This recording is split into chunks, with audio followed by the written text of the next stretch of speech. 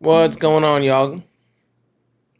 Good evening. We're here early today. We're here early today. Hope I didn't throw off your guys' rhythm too bad.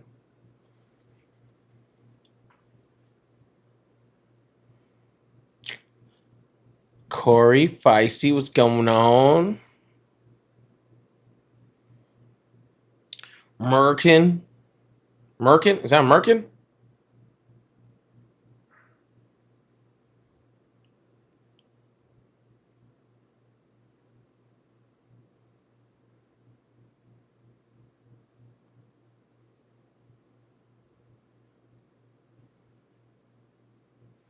Yeah, I told you guys, well, I mentioned it quickly yesterday that I took today off from my real job. My real job? Real? Real? We'll call it my real job. Okay. I took the day off from that today because um I knew I was gonna be up late last night watching the Chargers game, and I wasn't going to stop watching the Chargers game, and it was worth it. It was worth it to stay up. I'll say that much for sure. Um, but the reason why I took the day off is because I just assumed I was gonna be hungover this morning, right? And I was right.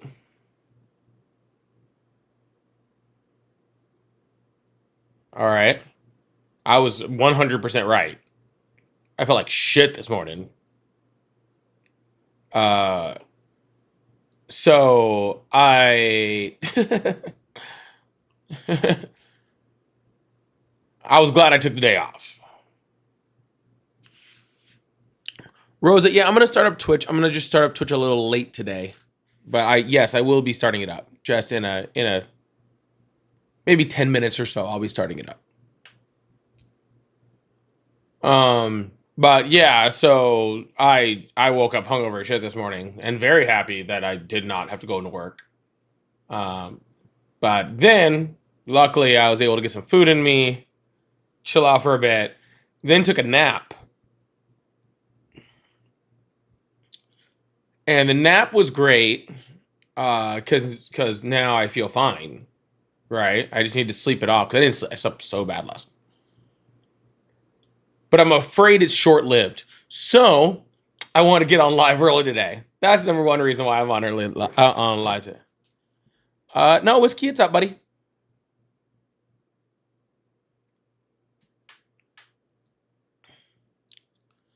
Um, so yeah, I was really happy I got to sleep that out. Anyways, I feel fine now, but I was like, I'm not 100% sure how long that's going to last for. So I was like, I'll just get on live now.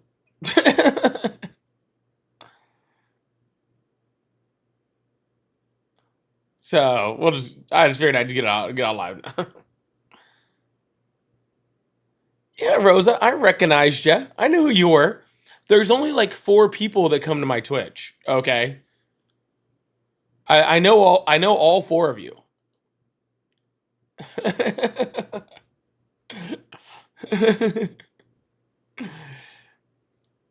It's so funny, guys. I'm telling you, y'all. If you want to have just like a God, why I hate my light back there broke, and I hate it. Like literally, I will have 800,000 people in my TikTok. I have 1,000, 1,500 people in my YouTube, and my Twitch will have 4 people.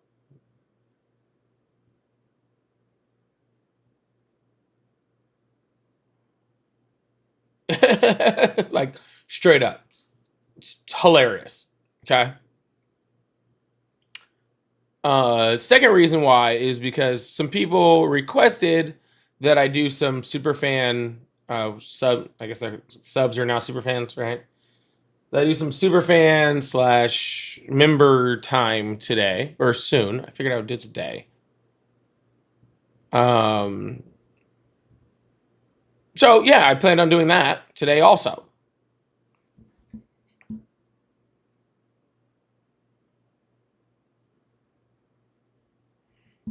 I'm not telling you all to go to Twitch. I just think it's funny. I do think it's just funny. I actually prefer you guys on YouTube because, yeah. But I do find it funny that just, I do find it funny. It's funny the way that algorithms work, right? That they, you know, that you could have one side that's just the two social media sites that are like, here, we're going to push you out, everywhere. So, um, no, we're gonna push you out everywhere because you have great content, and then one that's just like you suck, like you're the worst thing. You're the worst thing ever.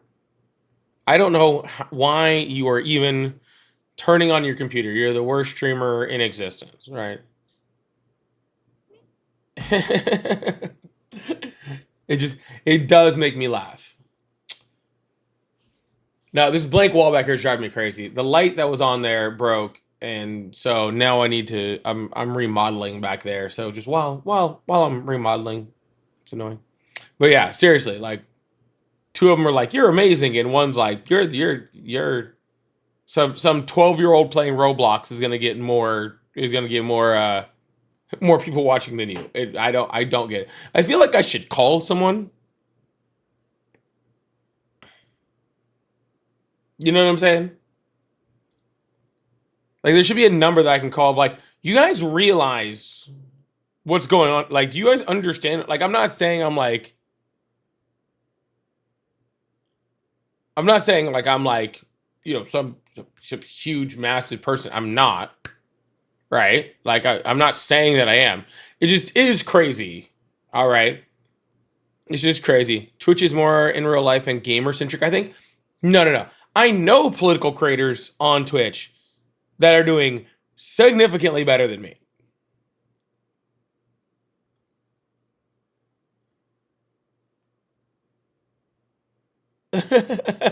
Yeah, a strongly worded letter. That's exactly what I need. I need to send a strongly worded letter to someone. Okay. And be like, please explain to me. Okay. Please explain this to me.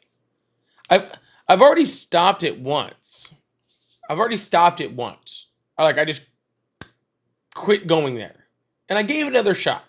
And I am running thin. I'm about to go to Kick or something. I don't know. I don't even like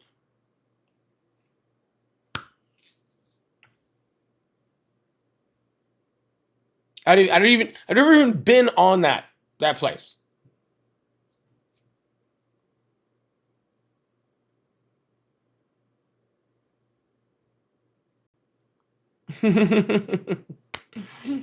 Welcome in, everybody. We're gonna get to going. We're gonna get to some phone calls in just a bit.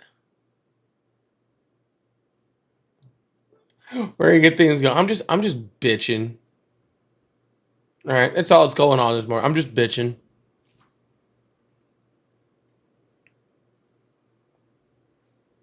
Just complaining.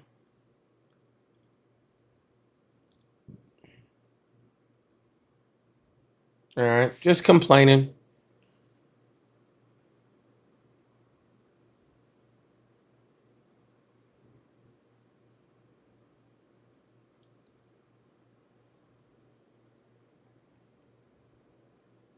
Just complaining. All right, I'll see a few phone calls come in, so we'll get this thing started in just a second. Hey, don't worry about those people who be like, I don't want to debate him, and then like if it takes me 3 minutes to get to their call, they run away. That means they didn't really want to debate, right? They never really actually wanted to have a conversation. All right. They just want to talk. They do that a lot. How's the day treating me? Well, any day after a Chargers whoop the hell out of the Steelers is a good day. Okay.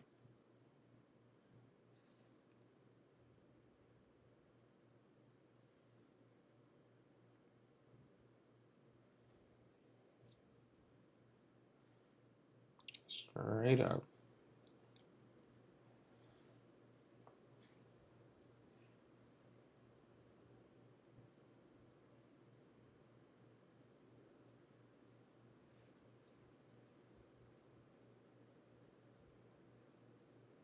Mm. Am I happy to beat an old washed Rodgers? Yes. Duh.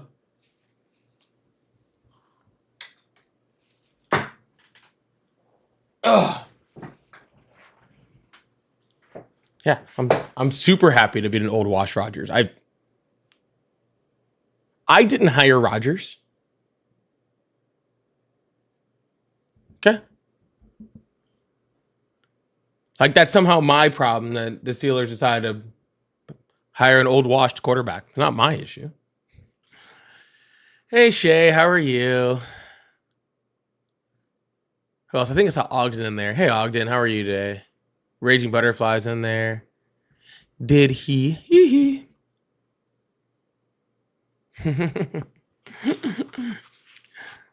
All right. Headphones on. Paulie, you have to get to business. Okay? You can't just sit on here. All right? Just BSing. The people need to see stuff from you. Okay? Goodness gracious. Phone lines are open, by the way, y'all. Hey. Pay attention.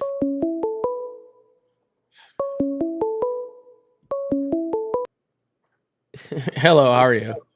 Hey, I'm doing absolutely fantastic. How are you? I'm doing great. How old are you? Well, I'm 30 years old. Awesome. Do you still support Trump? Of course, I support Trump. He's the greatest president we've had in the past 100 years. All right. Do you really talk like this? Absolutely. That's going to get on my nerves. It's okay. I mean, yeah, it's totally okay. I can just, move on to the next caller. Huh? You could if you want. It's a free country. Okay, bye. All right. Yeah, that was pretty simple. No, I don't think anyone actually like talks like that. No. Like, was he Dracula? I think he was actually Dracula.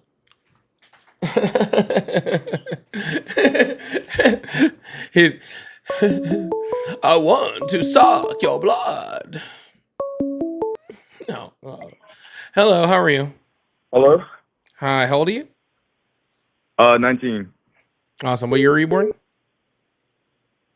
2005. What month? December. You're guessing. No, Hello, how are you? Hello? Hi, how are you? Pretty good. How are you? Good. Did you hear that? He's like, December makes this right, I think. That was funny. Exactly. How old are you?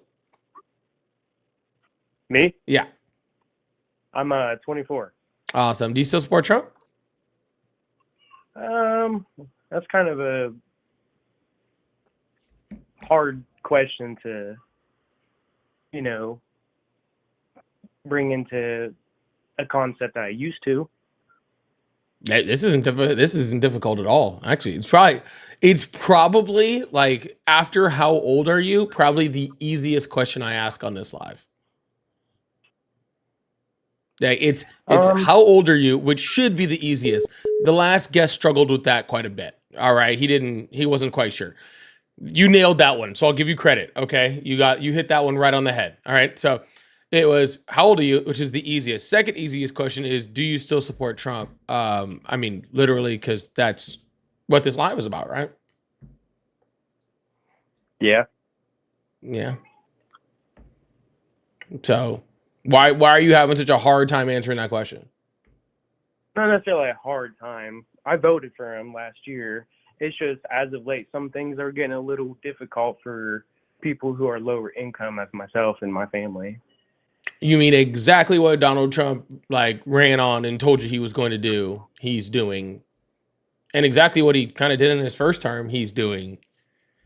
And Well, that's the thing is, when it comes to people who are also struggling, they kind of have to put in the work too. So, I'm a Christian, so I go off what the Bible tells me, not some political agenda. But the thing is, you have to put in the work, the blood, sweat, and tears that were, bestowed upon us as men to get yourself out of that struggle, to get yourself out of that low income situation. And a lot of what he's doing for his policies, a lot of what he's trying to, enforce are for people who want to try to make themselves a little more successful. gotcha. So just like the Bible said, right? So just like the Bible said, feed the poor, but only if they pull themselves up by the bootstraps.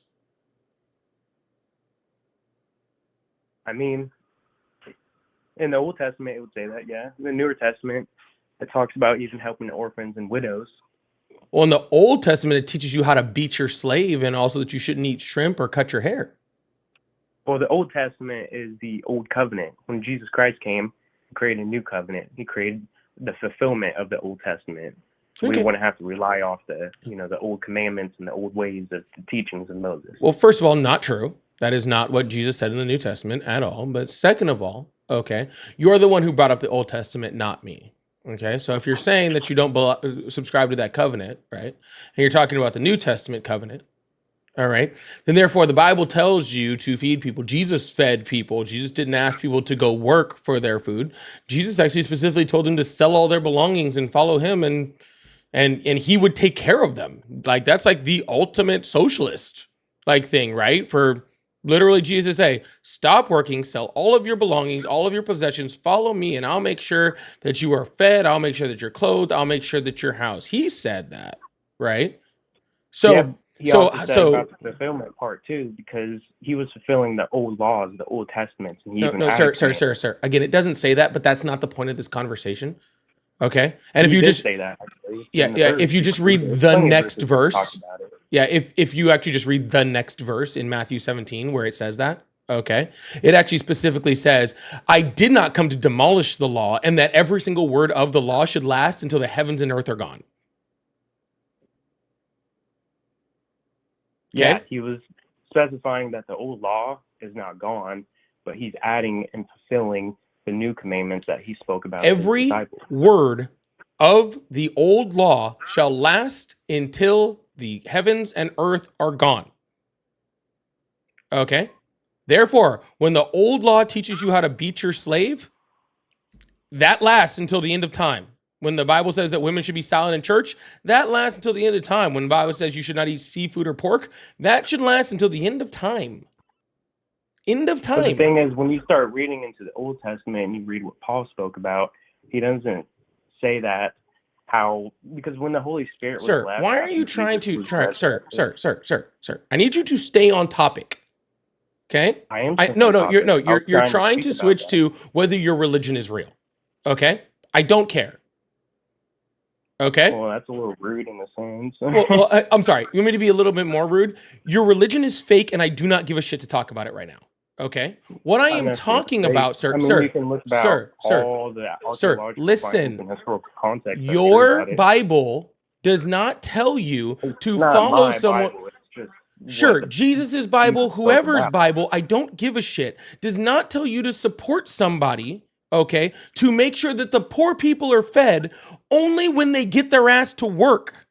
And that's what you're claiming. You're claiming your Christianity is driving you, okay, to vote for Yeah, somebody I'm saying my that is Christianity. I'm not telling saying, you that, and that a is political not what the figure. Bible. Sir, be quiet. I'm speaking. You can speak when I'm finished. Yeah, I want to speak too because I'm Yeah, trying to you justify can. you're putting When words I'm into my mouth, finished, and you're speaking about something that I never stated myself.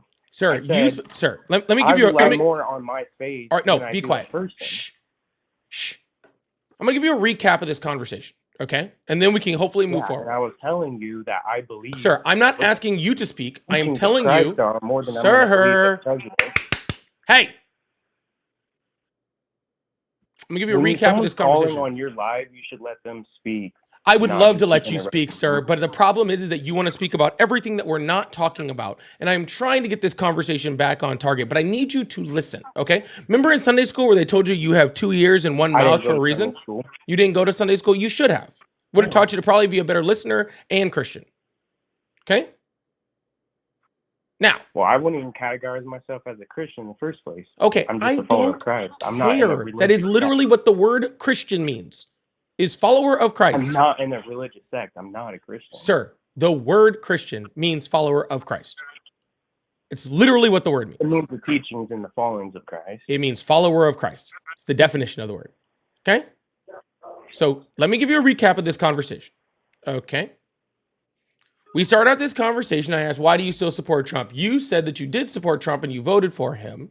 Okay, but you're having a lot harder time now because you're poor, okay, or at the lower level of, income in this country, and that Donald Trump's policies are now negatively affecting you. I said, hey, that's pretty much what Donald Trump had ran on, okay, was doing that to exactly you, which I was just pointing out was just a little strange. All right, that you voted for the policies that hurt you, and now you're surprised that they're hurting you. Okay, that's all I was saying.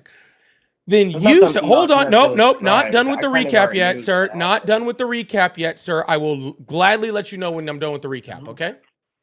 Well, I was just telling you. it's Nope, that not I'm interested in what you're surprised. telling me. Not interested at all. Okay? So after that, you said, well, I'm a Christian. All right. And because I'm a Christian, I believe that pretty much people need to get out there and work and do all this stuff instead of, just, being fed, even though, they're mostly disabled elderly people or people that are taking care of those people. Right. I was pointing out how that's not Christian-like at all. Okay. Because the Bible specifically tells you the opposite of that.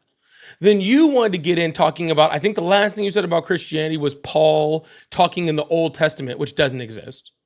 All right. I've read the whole Bible. I'm very familiar with Paul. Yeah. Now, Saul's different. Saul is Old Testament. Paul is New Testament. You said Paul. Okay. So, Sir, I want to be very clear when I tell you this, okay? Whatever. Maybe Paul was Old Testament. I really don't care, okay? I want to be very clear when I tell you this. I don't care. Okay? I do not give a shit. All right?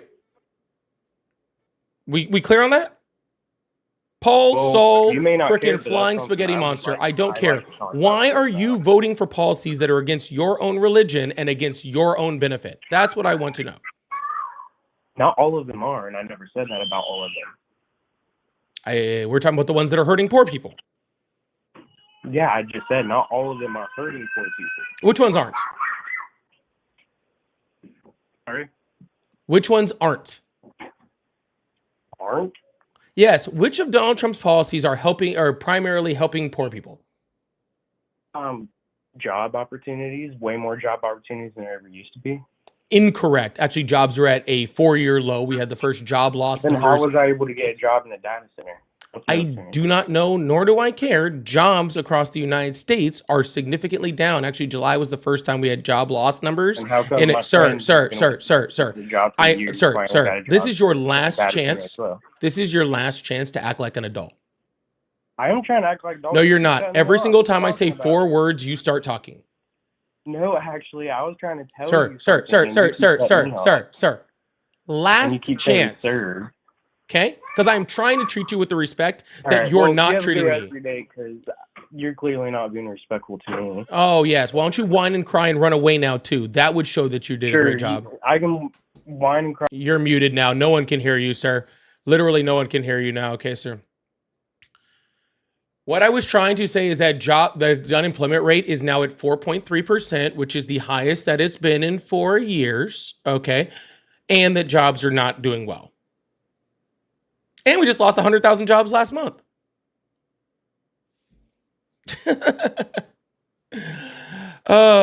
Guys, if you claim that you voted for Trump because of your Christianity, just to let you know, you're not a very good Christian. All right, we're gonna open these phone lines. Hopefully we can get somebody in here that, you know, I don't know, went to Sunday school. All right. Maybe can actually use it all. Because that guy was sad. Hello, how are you? Hello. Hi, how are you? Doing all right. Awesome. How old are you? 29. Awesome. Do you still support Trump? Yeah, I support him. I'm not saying I'm like 100% satisfied, but I'd say I do support him generally.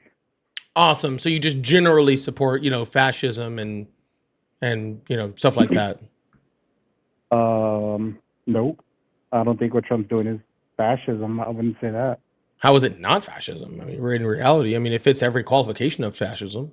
All right, well, you're calling it fascism, so give me some examples of what you think he's done that's fascist.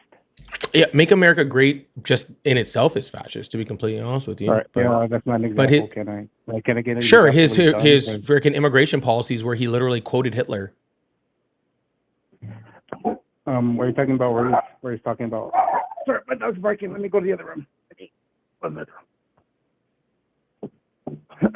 Are you talking when he was talking about like the purity of the blood or whatever?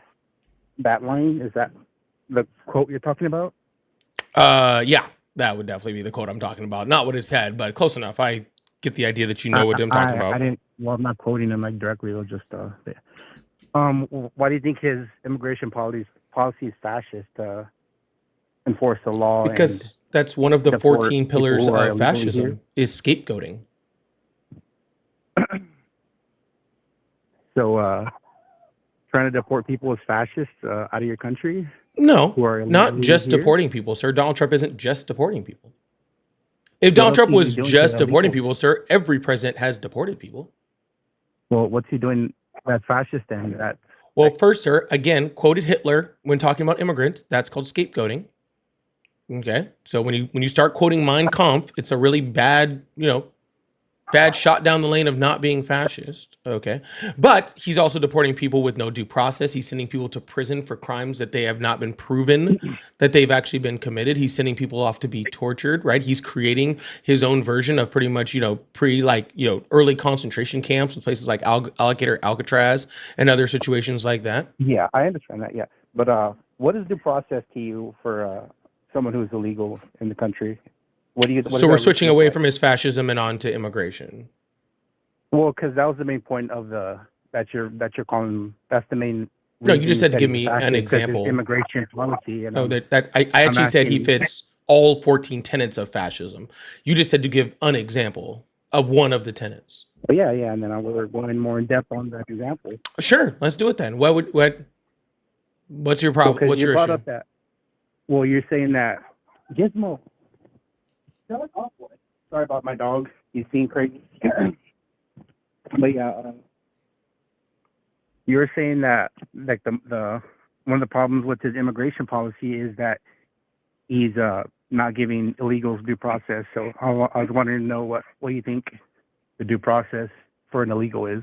Depends on the undocumented immigrant. And, you know, I want to be very clear that I'm not talking about all immigrants because there is certain leeway within some immigrants for them to have limited due process. Okay. But they all get some form of due process regardless. But I'll tell you what you don't get. What you don't get to do is send people to foreign prisons to be tortured when they have not committed a crime. Are you just talking about what happened with Gilmar Obrego Garcia? Is that And the other prison close to or prison? 200 people that were sent along with him. Yeah. What's a CCOT? Is that you're basically just talking about CCOT, right? In that circumstance, yes. Well, whenever we deport them to was it what Venezuela, or no, not Venezuela, what's Bukele? It's El Forgot what Salvador. country that is.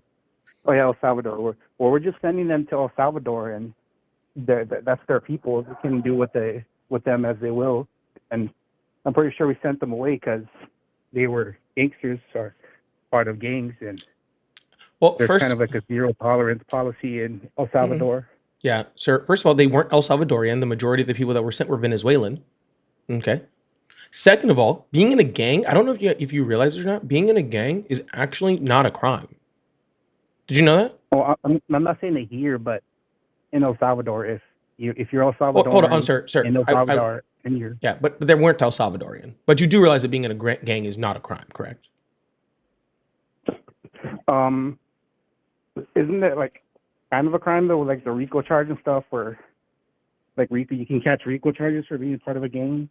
RICO charges would be for the heads of gangs, okay? And in order to be charged under RICO, because RICO is not a charge, right? If you were to be charged under RICO, okay, then you would have to go to court, right? And you would go in front of a judge and a jury, and then you would be convicted of different elements under RICO, right? And if that was the case, if I that was the understand that, case, but- sir, if one of those people could have been, convicted of a crime in front of a jury of their peers, right? Under RICO, then first of all, I still don't think we send them to an El Salvadorian prison. I would assume we send them to one of our prisons, because if we're not sending criminals to our prisons, I don't really know what the point of our prison system is. Okay. The whole reason we're on gangs was because we're talking about how El Salvador puts their gang members in CCOT. And the whole reason I brought that up is because you said that Trump was torturing people, or sending them to torture places. They are. He is. And again, sir, the punishment for being in a gang or being convicted under RICO is also still not torture. All right, I don't know why we're still on this gang thing. The only reason I brought that up, like I said, is because those are El Salvadorian laws. We don't have control over that. We sent them there with express written consent, right? That the only reason we were sending them there was to put them in that prison. And then we used American tax dollars to pay El Salvador to put them in those prisons. So this wasn't like hey, we're going to send them to this country. And then El Salvador. Venezuela didn't want to take their. Sir, I'm sorry. Illegal. I'm sorry. Does Venezuela not wanting to take their people mean that we should send them to a prison for no crimes to be tortured? I don't understand where you're getting at here, sir. Under what excuse are you going to have that we should send people off to a foreign prison to be tortured? All right. So first of all, I'm pretty sure if you were Venezuelan and you wanted to get like what's it called again? Asylum. I'm pretty sure the U.S. is still giving asylum to Venezuelans if you're like an upstanding citizen. But I'm pretty sure all the people that have been like sent to El Salvador. I'm sorry. You're asking like so many. You're saying like so much shit, and I just want to make sure I get a direct answer to this question real quick because I already asked it. I just want to make sure before we move on that we get a direct answer to this question. Okay.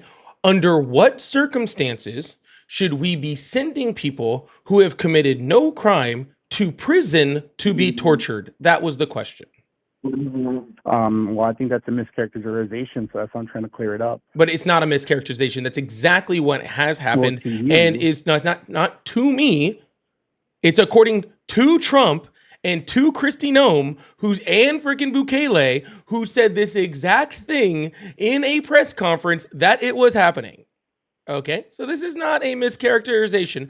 I'm telling you that it's happening. Okay, and last 3 times that I've told you that it's happening, you're like, oh, well, Venezuela wouldn't take their people, or oh, they were in gangs, or oh, some other things that is somehow a mitigating factor to torture prison.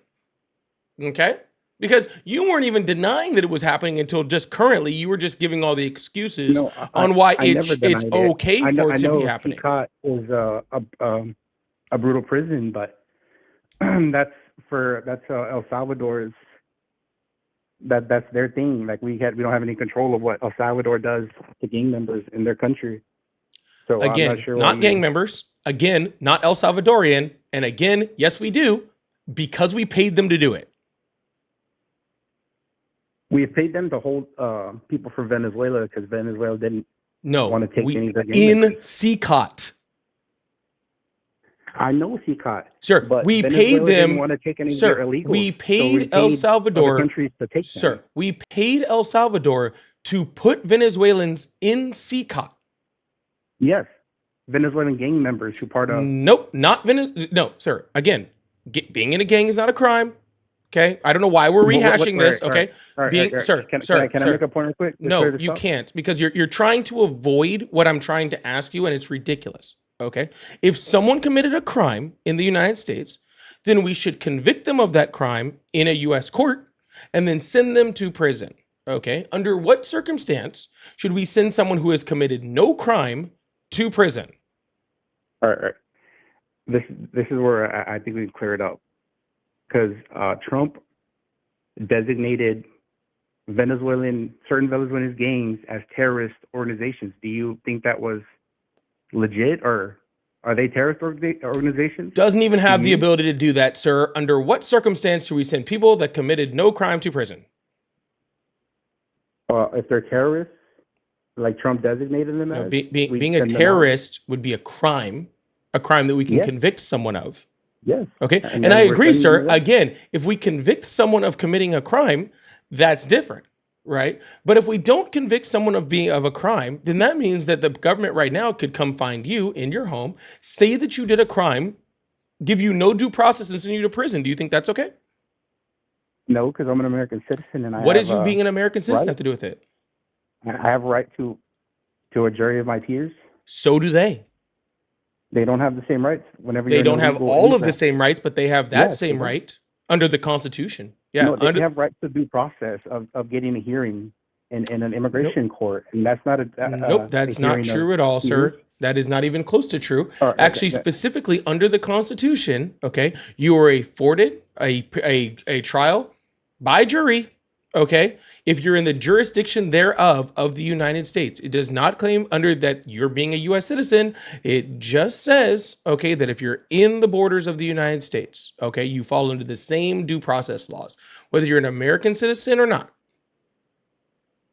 Okay, so again, if they're willing to break the Constitution in order to just accuse people of crimes and then send them to prison for those crimes, then what is the difference? Why wouldn't they just do it to you? Well, don't illegals necessarily break our laws by coming here illegally? Like, isn't that part of the? Not a law that's punishable by being sent to prison. What about a law of getting deported? What You can about- get deported. is We're it- not talking about people being deported, sir. Well, then we're deporting them to other countries. It's The only time we crazy how we, you're trying to avoid this question. I'm not avoiding it. but Yes, you're you are. trying You're to completely conflate switching over us- to something different, sir. You are I'm completely saying on switching over to immigration, something bro. different, sir. I'm not I trying to said, defend- sir, I'm going to ask my question again. Okay. All right, Because good. I don't know, like maybe you've been on lives or whatever, maybe you've been on call-in shows or TikTok lives, and maybe you know they all work a little different. Okay. And so maybe I just want to just let you know how this one works. Okay. When we're talking about a certain thing and I ask you a question about that certain thing, I expect an answer on that certain thing. And I don't expect you to try to change it over into something else. And I find that quite annoying. Okay. Because that's what's called a pivot. And I don't like that. I think I'm Okay. staying on topic of Sir, immigration. If a migrant is protected under the Constitution of the United States, okay, from being sent to prison for crimes without due process, okay, under the same part of the Constitution that stops you from being sent to prison as a U.S. citizen, okay, without due process, okay, then what is stopping them from doing it to you if they did it to them? Well, if in this narrow hypothetical you're talking about, what's stopping the government is, I guess, optics. They don't want to be arresting U.S. citizens for no reason. It'd be a nightmare. They're already doing that with ICE. I don't think they care. And this was not narrow. It was a very Wait. direct ICE is arresting and deporting illegal immigrants.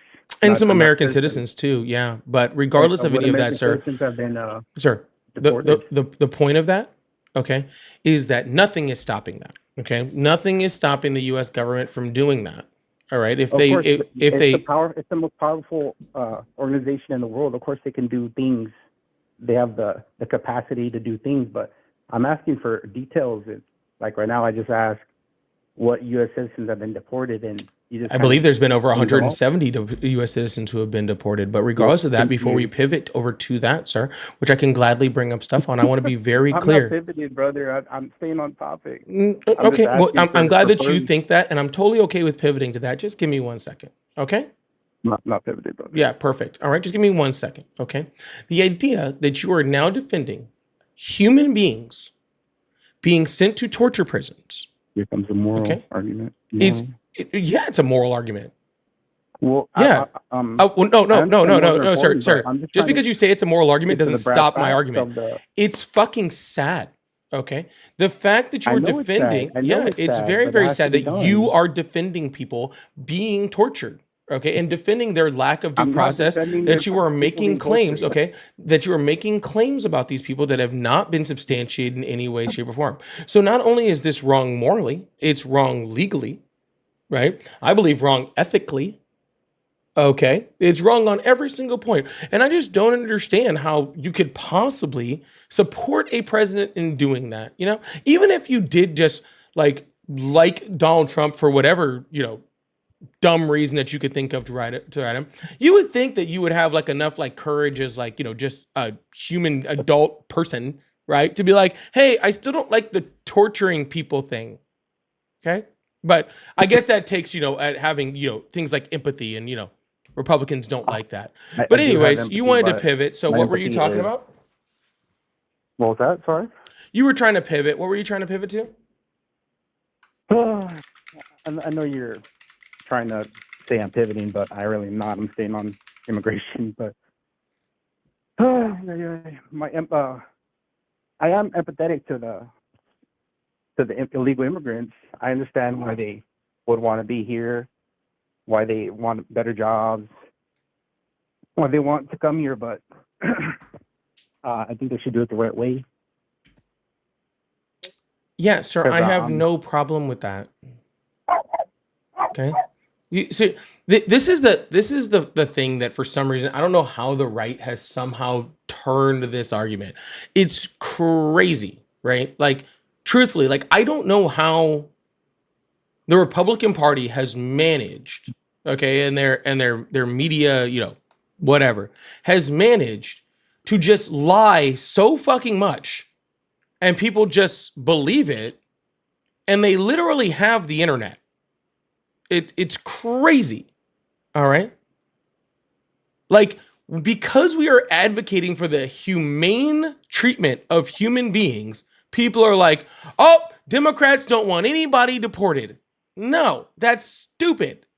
Okay. Obama deported more people than Trump and Biden combined. Biden deported more people than Trump did just in his last term. Okay. I'm not saying that we shouldn't deport people. I'm not saying that we shouldn't have immigration laws. I'm not saying any of that, and nobody on the left is. Okay. What we're saying is, A, treat people humanely. Okay. B, give people due process. Okay. Like maybe things like, oh, I don't know, deporting people back to the countries that they're from, or not deporting them to a prison, or, things like that, right? Just right. not zip tying children in the cold on the ground, stuff like that. Can I say something? You've been Sure. filibustering for a while here. Hello? Go ahead. Oh. No, I wanted to, I asked you this when I first joined the call, but what does due process look like for an illegal immigrant? It depends on the immigrant, which is what I answered before. All right. Well, like, what do you mean depends on what? It depends on the person's immigration status and where they're detained. All right. Well, what's the ideal due process then for you? Like, for just someone who came on a work visa, overstayed their visa, and now they have hearings. What's the due process for that? Do we just like have to have a jury for them, or is it? Not all due process is a jury, sir. Not all due process is a hearing, That's what sir. I'm asking. What is it? Yeah, you- due process could be like, hey, allowing somebody to, to show their immigration documents before arresting them and taking them to a detention center. That could be part of due process, right? Like people being Mirandized is part of due process. I understand that, but I'm pretty sure all that happens whenever an ICE raid happens. They're not just gonna. What do you think's happening? ICE is just showing up, bonking somebody on the head, and taking them to jail. I'm pretty sure they ask for papers, and people who can't provide their papers, they scrutinize them more. Like, why don't you have your ID? Why are you here at this place that ICE has interest in? Because they don't just raid random spots. They do investigations. No, there have been Before they actually raid. like specific, like tons, like literally hundreds of incidences where literally ICE shows up and the person's like, I'm legally here. I can go get my paperwork. It's inside. And they're like, fuck you and fuck your paperwork. And then they zip tie 'em and throw them in a van. And they're in detention for 3 days while they go and get while somebody can get the fucking paperwork that was 20 feet from them. And that happened. Yeah, there's been like dozens of lawsuits already with evidence showing that happened. And did the lawsuits go anywhere? Or Yep. 'cause if this happened, then someone should have been sued. I thought I would have heard news about this. I've never heard anything. It's so much about news people about it. getting It's crazy how much thrown in the news there is padway about and it, just sir. taken in. It's I hear people being hyperbolic about things, but it's never really what the headlines are saying. Like on you the have to second read page of the past article, it'll be yeah, you have to read past headlines, sir. So I don't know. What do you want to move on to next? Because I don't think we're gonna find anything on immigration. I'm really cool right here in What- immigration, sir. It's a pretty simple argument. I'm advocating for the humane treatment of other human beings, and you are advocating against it. I'm not advocating against that. Yes, you I are, think that because I that's think the we should just entire deport left people who are stance. here illegally. Yeah. So does the left. I don't think so, because then why do all? Who deported Why more is people, there a Biden bunch or of, sir? Who deported more people, Biden or Trump? I don't know. I didn't see the Biden. Who numbers on deported more Biden. people, Obama or Biden or Trump? Well, for Obama, that's because he was in office 8 years, and Trump's only been in office not even Yeah. 5. How about this? Biden did more than Trump, and Obama did more than both of them combined, plus a lot. Okay. The left has almost always deported more people than the right has. Okay. Almost All right, always. Can I ask you a question then? Sure. All right, then. If the left cares about immigration and saying we should deport illegals whenever we can, but do it humanely, then why are all the sanctuary cities in the U.S. Liberal cities? If that should be maybe a thing, if liberals believed in deporting illegals, then they wouldn't have cities like open to illegals where they could just stay there, and the federal government would they'll protect them from the federal government. Sir, what the left understands is that our economy does run better when we have people here on immigration status, even if they're on an undocumented status, right? If we were to lose, sir, no, they do. They do. We're Yeah, switching it the up difference now. is the difference between the left and the right is the left understands that the better way to handle immigration is actually to give some sort of amnesty and the ability for them to work and actually be contributing members to our society. The left that's not a good, amnesty is not a good thing, because that just encourages more illegal immigration. That's not the answer. Sir, you think immigration is stopped right now? Illegal immigration is No, it's not. definitely slowed down. I'm pretty sure the border crossing numbers have gone way down. Border crossings is just people that are encountered by Border Patrol, and the majority of people that are encountered by Border Patrol aren't coming here on an undocumented status. They're not coming here illegally. They're coming here legally. Wait, what? So the people that the Border Patrol catch that are trying to cross, those are legal people? Why would The they be trying to cross the majority border of them then? are, not all of them. Well, I think the majority would be the opposite, that they'd be illegal. Why would Where do the majority of why would a Mexican be crossing the desert and getting caught by Border Patrol if he was legal? Why don't they just Sir, that's come not who over I'm on talking port about. of Where entry? are the majority of border encounters at? On the border? Yeah, no Texas, shit. Where on the border? California. Are you talking about states or what are you talking about? At fucking legal points of entry. The You overwhelming think majority. that illegals only come over illegal? Sir, points why of are you entry? No, trying they- to make this into a monolith? I have never said only. I have never said all. I haven't You said said any most. of these You words. said Most most. is You correct. said most. Most my is brother. correct, sir. That's The majority of people, okay, if I put a legal border entry part up, okay, and you say how many Mhm. people are coming, do you think the immigration where immigration authorities are at, where where Customs and Border Protection are at, right? Do you think more people are encountered by Border Patrol agents where Border Patrol agents are at or where they're not? all right. That's not what we're talking about. That's exactly what we're talking about. And answer the question. No, that is not. Yeah, no, That is no, not, sir. because Th- Border that's Patrol exactly agents what aren't we're just- talking- No, that's what we're me talking answer about. it. Let me answer it. Can I answer it? Can I answer it? Yeah, if you can actually answer the question. Well, the Border Patrol agents, they're not just sitting at the ports of entry. A They're lot all of them along are. Of course, there's some. No, But a lot of them they're are. Also patrolling. They're also patrolling the border. This is why I didn't say all. Yes, there are a certain number of Border Patrol agents that are patrolling the border, that are looking for people that are crossing undocumented, that are crossing in places that are not ports of entry. That is 100% correct. And yes, The- I can answer that. The people the crossing at ports majority entry, of they're encounters, sir, legals. I'm Of not course they finished. are. Yeah, the people out there are most likely undocumented, generally. Yes, I Okay. agree. That's what But I'll the say- that's what I'll overwhelming say. majority of encounters don't happen out there. They happen at legal ports of entry. Okay? That's where the majority of people Encounters happen. with who? With border protection. Yeah, but who are they encountering? Are you talking about legal people who are just coming on a visa? Of course, Sir, yes, they're going to sir, encounter them there. Sir, the majority of border encounters that happened under the Biden administration were people that were here trying to seek asylum. Like asylum from what? From whatever they were trying to seek asylum for. Regardless of that, sir. No. There has to be a reason for you to seek asylum. Sir, of We're course in a lot there's of them a from not reason, from Mexico, sir. and asylum laws, you have Sir. All right, I'm not go ahead, saying there go doesn't have ahead, to be a go reason. ahead. I'm saying, do you want me to name every reason for all millions of people that came to the border to seek asylum? Well, you just said, oh, they're looking for asylum. And No, that could I just cover said everything they were and- seeking asylum from whatever they were seeking asylum from.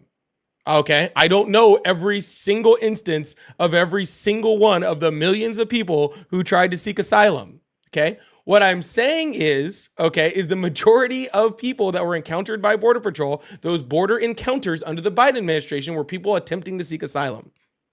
Okay, Okay. Can I make a point? sure. All right. So the only countries that should be seeking asylum in the U.S. are Canada and Mexico, because isn't international law that when No. you're seeking asylum, you Nope. seek asylum in the next safest country? Nope. Like, why would they? That is not a I'm law. pretty sure that's a thing. That is not a law anywhere. So, back to what I was saying, sir, is the majority of people that were coming to the border and encountering border protection, were at ports of entry because they were seeking asylum. Not saying they were all granted asylum, not even saying that they all had legitimate cases for asylum, but what I'm saying is that they were here to an attempt to seek asylum. Okay? So, if you stop asylum seeking, you drastically decrease the amount of border encounters that happen at the southern border because the majority of them were at ports of entry and were from asylum seekers. That's what Donald Trump has done. He has pretty much stopped legal asylum seeking, and that has significantly reduced the amount of border encounters. It's that simple. There's still a whole bunch of people trying to sneak around, and there's still a whole bunch of border protection people trying to chase them down. Okay? That was happening under the Biden administration. That's happening now. Is that a bad thing to you? Is that a bad thing? Because I think you think Of course it is. Wait, so it's a bad thing to try to catch people who are illegally coming No, it's a across? bad thing for them to be crossing. And so what should we do? Just allow anybody in the We world should who use wants our to- border who protection to says stop they're- them, detain them. If they're committing a crime, they should go to jail. And if they're just crossed the border, we should deport them. All right. Okay. And yes, I agree on that, and that's what we should do. But what about people who just say? What about people who come to try to get asylum, should we just let them all in? Or everybody in the world who just says, "Oh, I'm seeking asylum"? Nope. Just let 'em in. 60% of the people under the Biden administration that attempted to seek asylum at the southern border were immediately deported. It's insane. Okay, so 60%. That means that more than that more people were deported at the southern border trying to seek asylum than were granted asylum at the southern border. right, yeah, and your point.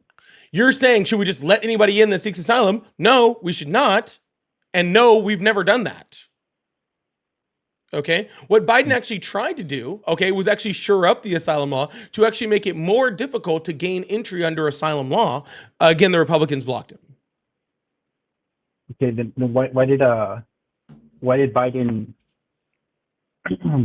like do away with what the executive order for the Remain in Mexico policy that Trump instituted? Like, what was wrong with that? Why did he get rid of that? Why did he get rid of a policy that only affects illegal migrants? I don't know. Like, probably because it only affects... No.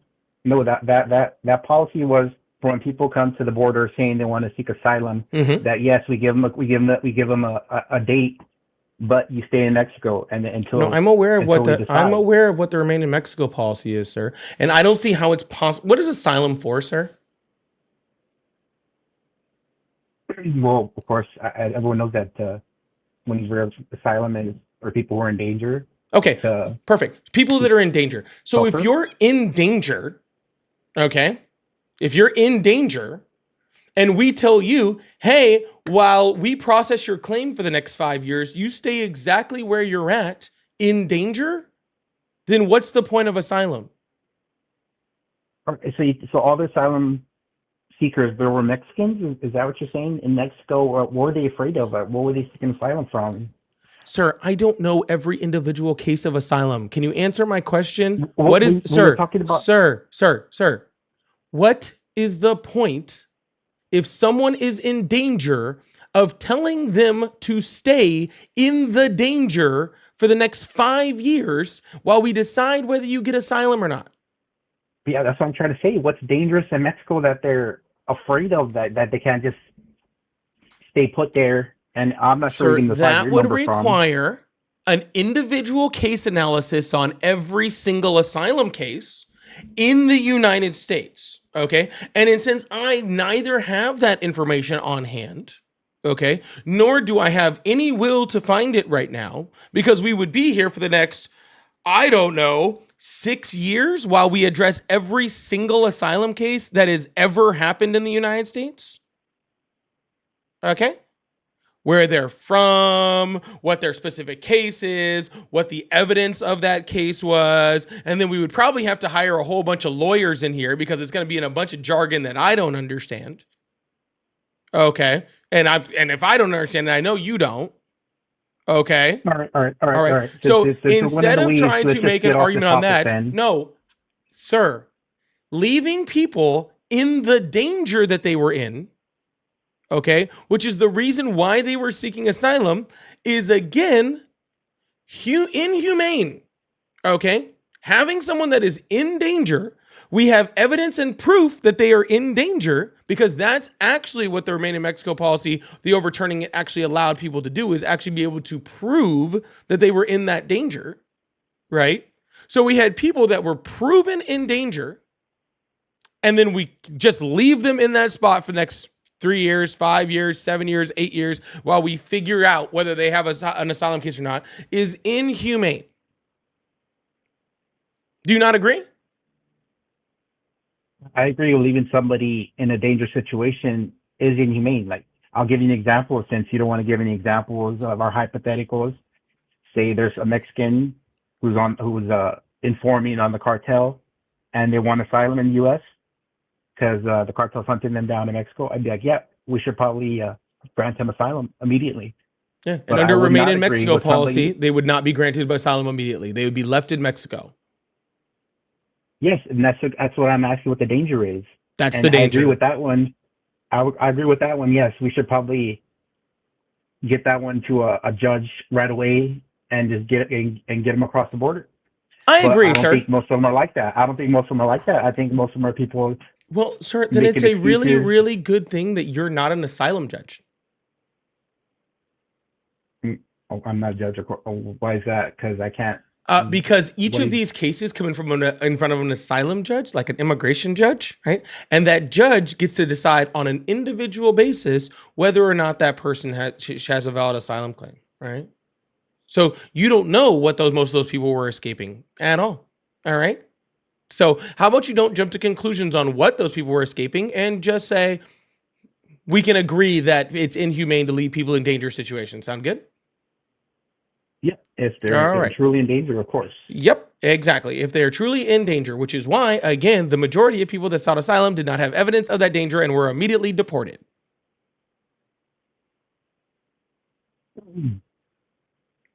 All right, let's get back since we're getting into the weeds on asylum. I wanted to ask you a question because you said earlier that the reason liberal cities have There is no such thing as a liberal city.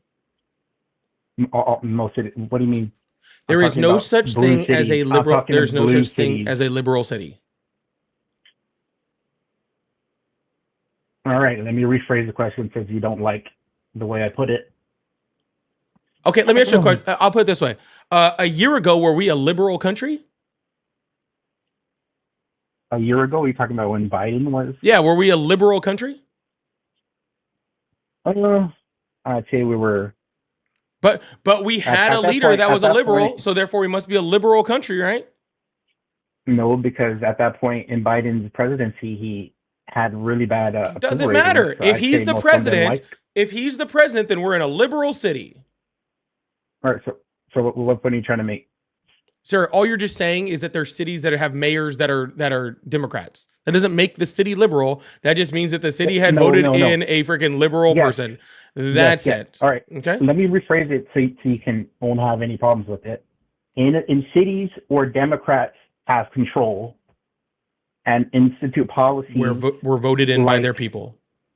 yes, I know that. Yes. In Democrat cities where Again, No, not no, Democrat no, no, no, cities. no. Just cities where people in voted cities in Democratic mayors. cities run by Democrats where Democrats have power, where they instituted sanctuary city policies, you said that Democrats understand that the economy needs. I don't know what you. No, I said Democrats just Yeah. understand that across the board. Okay, that's not just in a city. Okay. All right, We understand. Can you say We that point understand under the last track data, undocumented immigrants paid $100 billion in taxes. Okay, or just shy. I think it was 96 billion. Okay, we understand that right now our market is incredibly volatile, right? And we have about as many jobs in the United States as we do friggin' people that are available to work those jobs. Okay, so by mass deporting all of these people, which if Donald Trump was able to deport all of the people that he was trying to deport, it would cost the U.S. taxpayers about $2 trillion and then cost us about $100 billion every single year in taxes. Not to mention that our economy would incredibly suffer. Okay, would suffer horrific unemployment. It would drive manufacturing out of the United States because there would be no one to work them. Okay, those are just facts. All right. Now, whether you think that somehow that is worth it, that's fine. In my personal opinion, not having people here to be able to work jobs is a bad thing, right? Losing money as our economy is also a bad thing, right? I don't think these things are good things. All right, I don't think that's right because I'd rather be in a market where there's more jobs than workers because that means that the workers have more power in that dynamic. Because if we just allow a bunch of millions of people to come here to work low wage jobs, the companies can really depress the wages of everybody because they got all the workers they need. Or they can just If leave there's less workers- or they can just take the jobs someplace else. And that's what the tariffs are for, to dissuade them. It doesn't matter, sir. What does a tariff have to do? You're going to stay here to have your business fail because there's no one to work it? No, you're gonna, and that doesn't make any sense anyway. Why would we let a bunch of people come here to work jobs that are going to get replaced in the next century, in the next decade by automation? Sir, the And then we're just jobs gonna that have- migrants are working are not going to get replaced by automation. On what kind of jobs are those? Are you going to automate building a house? Yeah, they're working on that with the 3D printer bricklayer or whatever, that the cement thing. Yeah, they can. Yeah. Okay. it can Well, if happen. that's the case, sir, then none of us are going to have jobs. Because if they get all the way down to automated house building, okay, then none of us will have jobs. Okay, because everything will be automated. So then why would you make the problem worse by It's letting not a making the bunch of problem people worse come or here? better, sir. Right now, Donald Trump freaking just had 100,000 jobs cut in October. Over almost 1 million jobs cut this year alone. Is that including the federal jobs he's cut? Or That is including the federal jobs, and about a 10% Or of that then- is or federal that- jobs. All right, well then there's the number. That's About 10% that's why of it's that going up. number is federal job. You think Donald Trump cut 1 million federal jobs? I'm not sure the exact number. No, it's about 100,000. I don't have that. That's why I said about 10%. So you said we lost 1 million jobs in October? No, throughout the year, about 100,000 in October.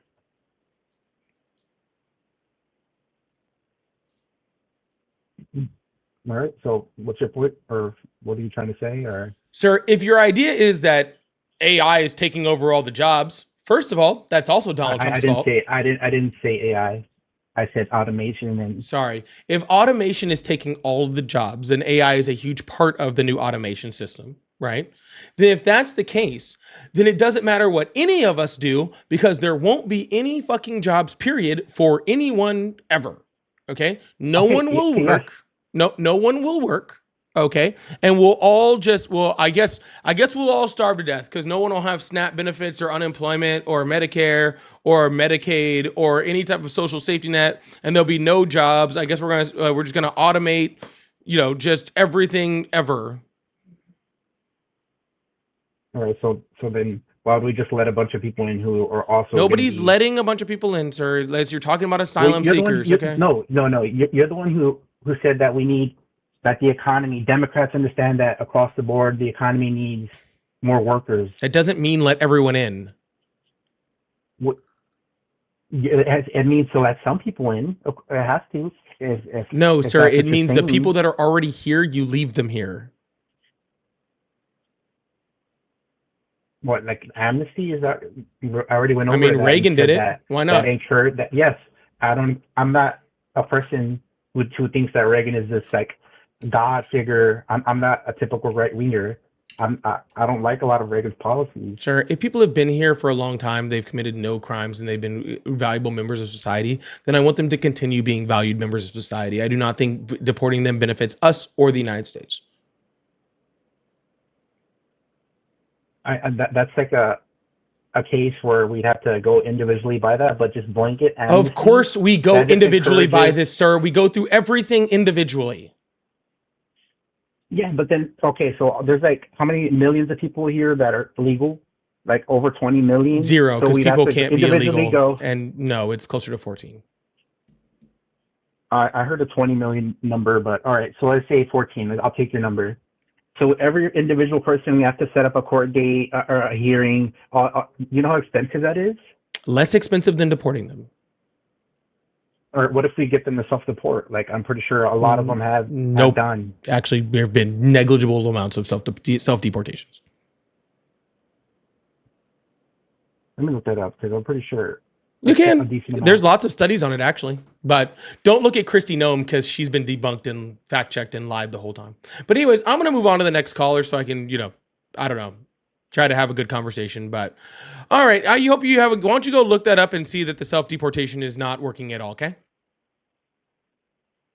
Not well. Try to find some humanity All right. while you're there, too. Have a good day, all right? All right, no arguments, I guess. Okie dokie. That was, I don't know what that was. Anyways, thank you guys so much for being here, y'all. Please please make sure you hit that follow button, hit that subscribe button if you haven't already. I really appreciate you. We're out here a little early today, so we're just having a little fun early in the evening. Make sure you guys are coming in, saying hi, chatting in the chat box. We'll see if we can keep this thing going early. Hey, Les, thank you so much for the €2 out there. Say, how you doing? Thanks for what you do. Oh, I'm chilling, man. Having a good day. Coming off a Chargers win, always a great day. Lovely guy said, Jesus said, thou shalt not be a whiny little bitch. I need to find that verse so I can show a couple of them it. All right. CJ, thank you so much for the $10 super chat. I really appreciate that. I said, thanks, Polly. This live came right on time, getting me through this last hour in hell, aka work. I really appreciate that. Glad I could be of service. Glad I could be of service. All right, we're gonna open up the phone lines, keep this thing going, y'all. If you guys would like to support the live, I do have super chats open. I do have memberships open. I have all that fun stuff. I do have my live gift goals, and I also have my pay links in my bio. Cash App, Venmo, PayPal. They're all at Polypolitics, just like my name. Dean, thank you so much for the $1 over on Venmo. Says Remain in Mexico was struck down by the Supreme Court as unconstitutional. Yes, it absolutely was. Yes, it absolutely was shut down by the Supreme Court for being unconstitutional and inhumane. They actually specifically said it was inhumane. Pretty crazy, huh?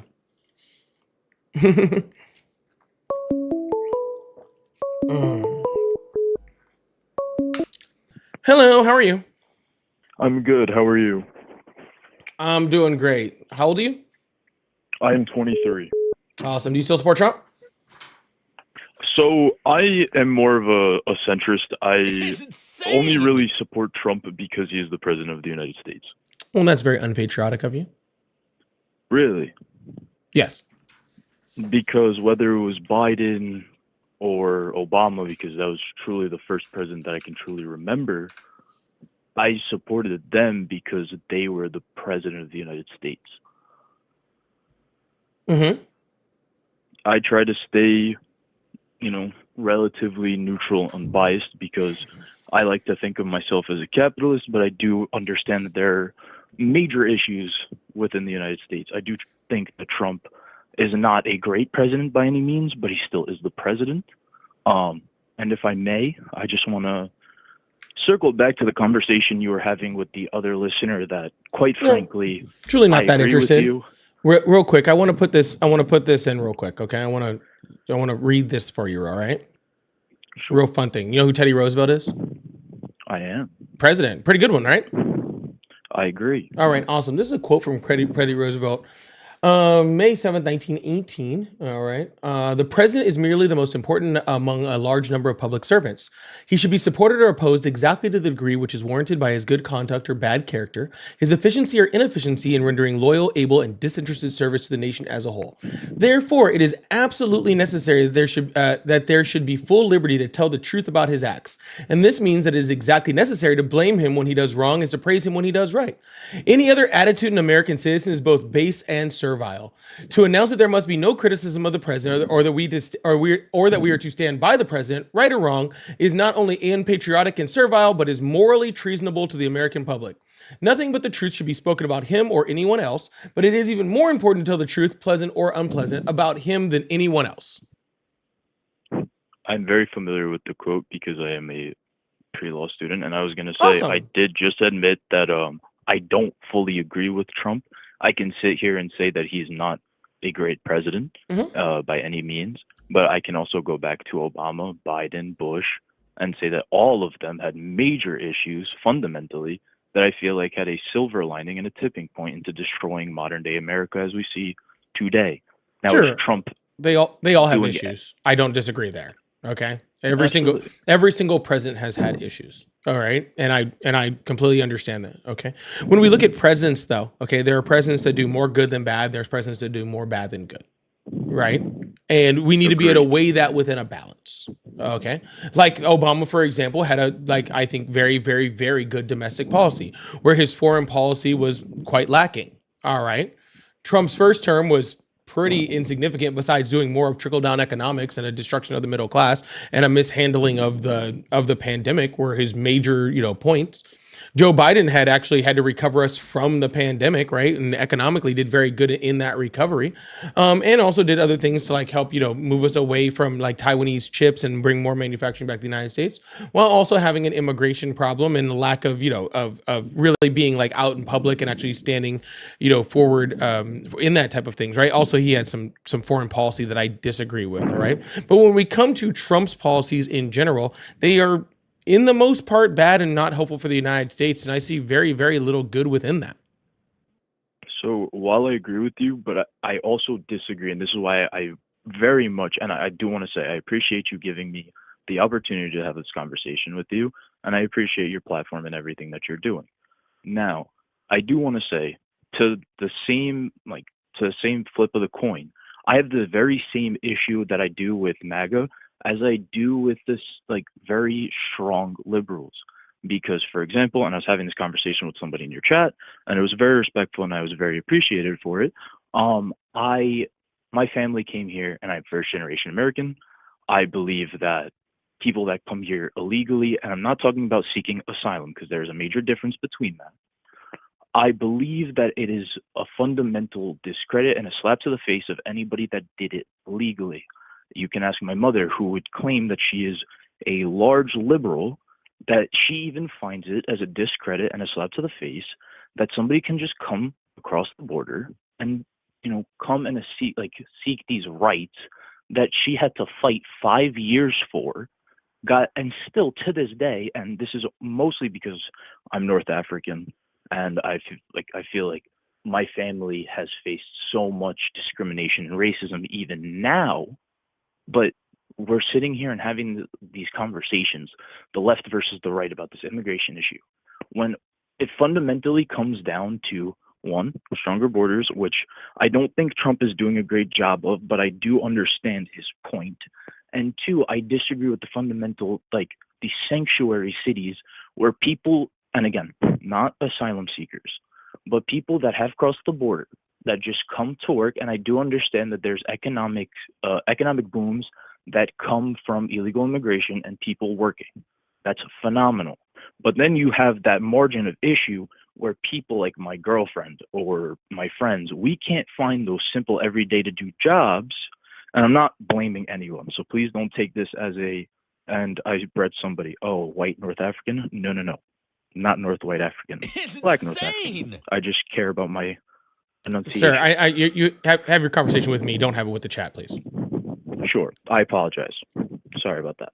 But there's a fundamental issue when we can't find jobs, and this is coming from somebody in New York City. It's insane. I may not be truly in the conversation because I'm injured, so I haven't been able to work for a year, but seeing the amount of stress and frustration and tears that are shed because a state like New York, where we contribute over 5% of the global GDP, not global GDP, excuse me, but the national GDP, and we can't even find jobs.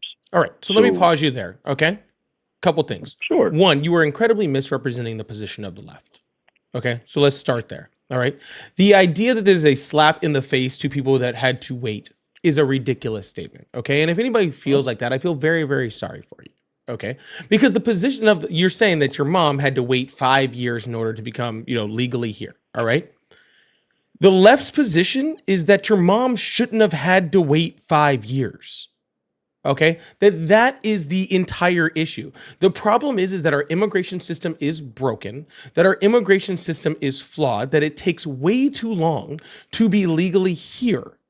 Okay, that's the issue. All right. I agree and with you. what we're saying is that, hey, we're not saying that people should be able to cross the border illegally. Again, there was more border apprehensions, there was more border detentions, and there was more repatriations at the southern border under the Biden administration than the Donald Trump first term and this term still combined. Okay, so it wasn't that we shouldn't have a strong border. We should. The Biden administration also tried to pass 4 different pieces of legislation that would have added more Border Patrol agents and would have actually done things like built a wall, added more technology and more things to the border in order to secure the border, right? So the question of whether, and was stopped by Republicans on that, by the way. So the idea of whether we should have a strong border is not really what's in question here. We all agree we should have strong borders, okay? But at the same time, there's also a recognition, okay, that there are already people here, all right? By most estimates, there are about 14 million undocumented immigrants that are currently in the country, okay? And it's what do we do about those It's insane. undocumented immigrants that are here, right? The left's position on that is, hey, if you came here and you were here, you've been here for 5 years, 10 years, 20 years, your whole fucking life, you know what I'm saying? Maybe you were even brought here by your parents at a very young age who did cross the border illegally and you've known nothing but this country, right? Like our dreamers, right? That there needs to be a process to make you legal, right? That deporting you by sending masked ICE agents without badges to come beat you up and throw you in a van at the cost of $2 trillion is not the right answer to that problem. So when I you're agree with you fundamentally on that, by the way. I do want to say that. Yeah. I'm sorry for Yeah. cutting you off. No, but no, no, I do you're totally fundamentally fine. agree with you, though. Yeah, and so I think that the problem is not is I think that for some reason, and again, it's been a massive misrepresentation of what the left believes, and the right has somehow found a way to do that, which is crazy. Okay, and I don't understand how, but regardless, okay, just to correct the record, the left's position is not that we don't have an immigration problem. We do. Okay, again, there's a reason why there was 4 different pieces of legislation to help fix immigration under the Biden administration that was attempted to be passed. 3, two of which were stopped by Republicans, and the last 2 of which were actually stopped by Donald Trump specifically by calling Republicans. Okay, so it's I am not. familiar with that, by the way. I'm sorry. I am familiar with that, by Yeah. the way. I do plenty of research for both sides. That's why I wanted fine. to genuinely hop on, because Yeah. I do appreciate what you stand for, by the way. Yeah. So No, again, I want to give you that. the thing is, it's not is immigration is a problem. It's how do we fix that problem? And I think that people have kind of gotten away from this. How old did you say you were? I'm 23. Okay, young guy. Okay, awesome. Not trying to be against that. Just saying because you don't No, I remember. understand. Because you truly don't remember that back in the day, before Trump existed in politics, how we actually did things is we had a recognition that there were problems, and then the left and the right got together to fight out how we fix the problem. Right? That's how we dealt with issues. It was a 2-party system. It wasn't the best system in the world. Okay, still isn't. All right, but it was, hey, there's a problem. And also, this is we have different ideas of how we want to fix this problem, right? Now, for some reason, it has gotten to this polarization where it's like, oh, the left doesn't even think that there's a problem. Well, of course they fucking do. Okay, of course we do. We feel we know there's a problem just like everything else. It's how do we get to that problem and what path do we take to get it, both legally, both long-term and short-term, and how do we do it humanely? So, and I agree with the consistency in needing the humane parts of it. That's why I'm truly against the idea of ICE being, what's the word in English? I'm sorry. I speak 3 languages, so sometimes words slip out of my mind. But unregulated, I'm going to use that terminology because I believe that's the correct terminology for them. I feel like there needs to be more regulation when it comes to ICE. Do I think that they are fundamentally as a group wrong? No. I think there needs to be better everything surrounding their training, how they approach everything. And it's similar to my approach with the police. I'm a big, for example, I'm a big supporter of the police because I've had so many instances in my past where, I could have lost my life if it wasn't for a police officer. And, I think there are some fundamental issues, but I think and this is going to be another issue that I've had, and this might really be dead, but I do hear it a lot because I do live in New York City, but a lot of people still solely believe in the idea that we need to get rid of the amount of funding that we give to the police. But then my rhetoric to that is, why don't we then cut funding towards medical, the fire department, schooling? And I know we are. I'm just saying with the specific pretenses that there are bad apples in these specific fields, and then we then punish the rest. It's Hold on. Are you comparing the bad apples in the police force to the bad apples in the fire department? What are you saying? Are people showing up to fires and going, no, there's a black person's house, we're not putting it out? I mean, I assume that does happen, but I assume that's quite rare within the United States, right? Or medical, people, not indiscriminately killing people in ambulances. Well, I'm not saying that this isn't something that possibly happened someplace. We have a systemic issue within our police force where people are being killed, specifically black men in this country are being killed, right? And not even just specifically black men, right? People that with mental disabilities and all sorts of other things, right, that are being just shot by the police force. And it's hey, maybe we should stop that. I just don't see the comparison between that and a fireman. That's strange. I don't see how a fireman would even have the ability to pull off something like this. I mean, I'm not saying the point is that not every cop is going to, and look, I've had this instance happen to me where my mother got into a car accident. I was speaking for my mother as a pre-law student, asking the police to actually do their job.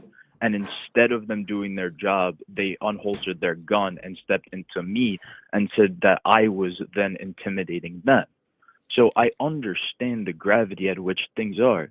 And to say that, things don't always happen a certain type of way because, a police officer might be like, oh, this is somebody in the fire department might be like, oh, this is a black patient. Not a black patient, sorry. I'm starting to get a little overstimulated, so let me slow down.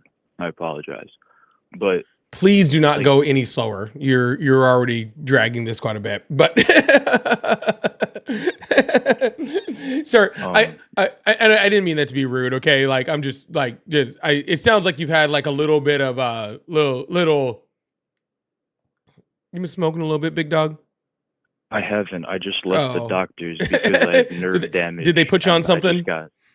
No, I had to get shocked for an hour with the scrambler machine for my shoulder. Oh, I'm really sorry to hear that. That must be exhausting. Truly, I do really believe. I do really mean that. I'm very, very sorry to hear that you're in pain. Okay, but all I was saying is you're kind of all over the place and you're kind of sporadic with your thoughts right now, right? And that does happen. Okay, and that's all I was saying. It sounded like you were, but I know from somebody who has very bad chronic pain that can be very exhausting and do the exact same thing to people. Okay.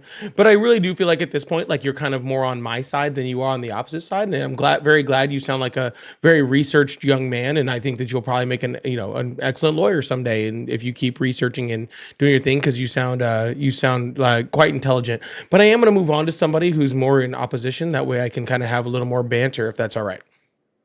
Sure. I hope you have a wonderful and blessed rest of your day and continue to do what you do. All right, dude. And I really do hope you feel better, right, man?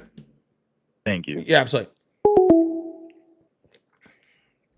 I'm really not trying to be a jerk, but someone else said it in there. And like when he said he got shocked for an hour, I immediately thought like that thing that they put on your forehead and like just like electroshock there. Like, and I was like, Jesus, we don't still do that, do we? That's freaking horrific. Like that. I'm not saying like for a second, just not for nothing, but for a second, that's what popped into my head. All right. And I was like, no wonder he's talking a little slow, man. Like freaking that poor guy, he just got shocked in the head. Like that's horrible. Okay. I don't know what's going on right now. I know I got a couple super chats, but I don't see them.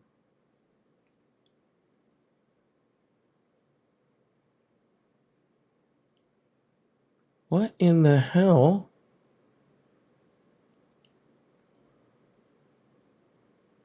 Sorry, 1 second, y'all. I got a couple super chats and I really wanted to put them on the screen and talk about them. And I don't see them and I don't know why. They just like disappeared from my screen and I don't know what's going on.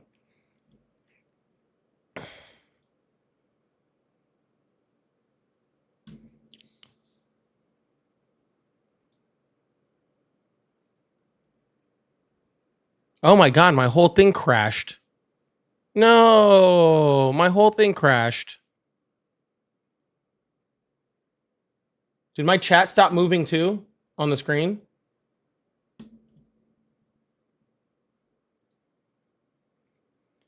All right. I can't put them up on the screen. I can't put them up on the screen, but I can talk about them because I found them. So sorry about that. No Cap Podcast, thank you so much for the $20 super chat. Say, this is pure entertainment. I really, really appreciate that. Thank you so much for the $20. Dallas, thank you so much for the $10 super chat. Say, I challenge you to a formal, moderated debate on Donald J. Trump, his presidencies, policies, and legacies. Let's put ideas, not insults, to the test. Are you in? Absolutely not. Thank you for the $10, though. I appreciate that.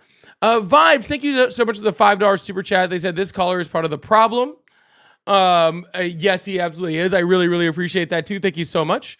And Lovely Goddess, thank you so much for the $5. Says, I don't know who's more annoying, ladder pullers or relatives of ladder pullers. 50-50. 50-50. I'm not sure. 50-50. All right, thank you guys so much for the support. W's in the chat for everybody who supported. I really, really appreciate that. We're gonna open up these phone lines, keep this thing going. Please make sure you hit that follow button, hit that subscribe button if you haven't already.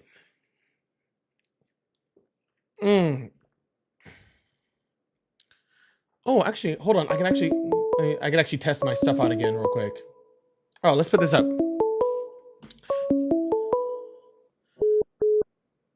Hello, how are you? Hey, how you doing? I'm doing good. How old are you? I'm 19. Do you still live with your mom and dad, or do you live on your own? Wait, what? Do you still live with your mom and dad? I live in a dorm. Does your mom and dad pay for that dorm? No, my scholarship pays for it. Why? Oh God, that's a close one. That's a close What's one. wrong with that? Oh, normally I don't talk to 19-year-olds that don't pay their own bills. Cause it's kind of like, you don't really know, like, I don't know. But I do, because I get it through the school, huh? Yeah, yeah.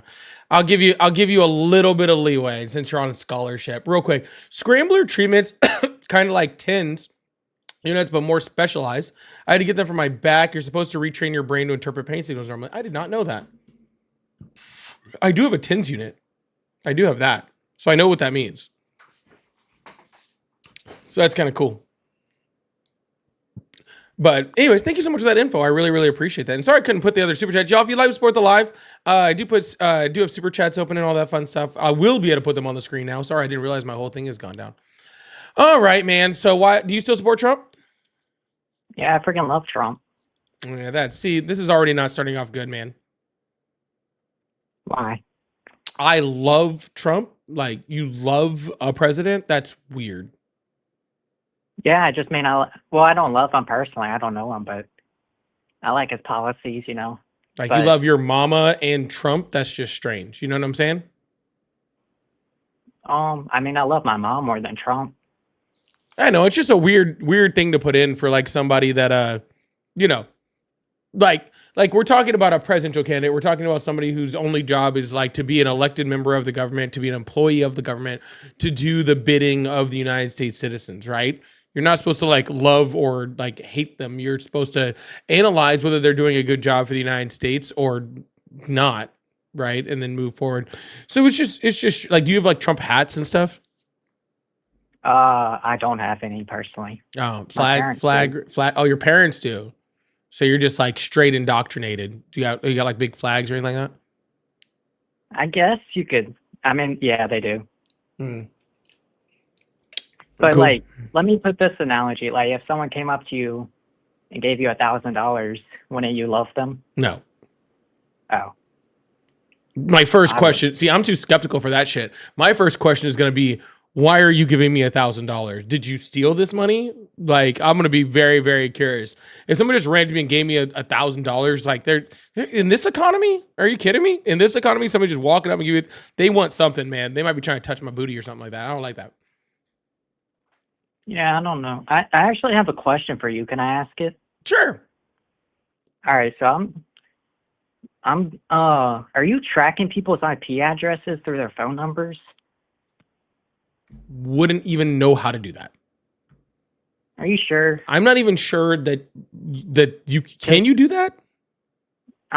Yeah, you can. The police do it all the time. I'm pretty sure because Well, I'm Whenever very you're far on from the call- police. I'm pretty sure I'm like, I'm pretty far from the. Dude, this is like a Google Voice number, bro. well, if you know some good hacking, I'm pretty sure you can do it. Because Bro, actually, I whenever you're on barely call- keep this computer running. Yeah, but Hacking? whenever you're on call, I can see you like looking down at stuff. You end calls in the middle of arguments, and I suspect that's whenever you find their IP addresses.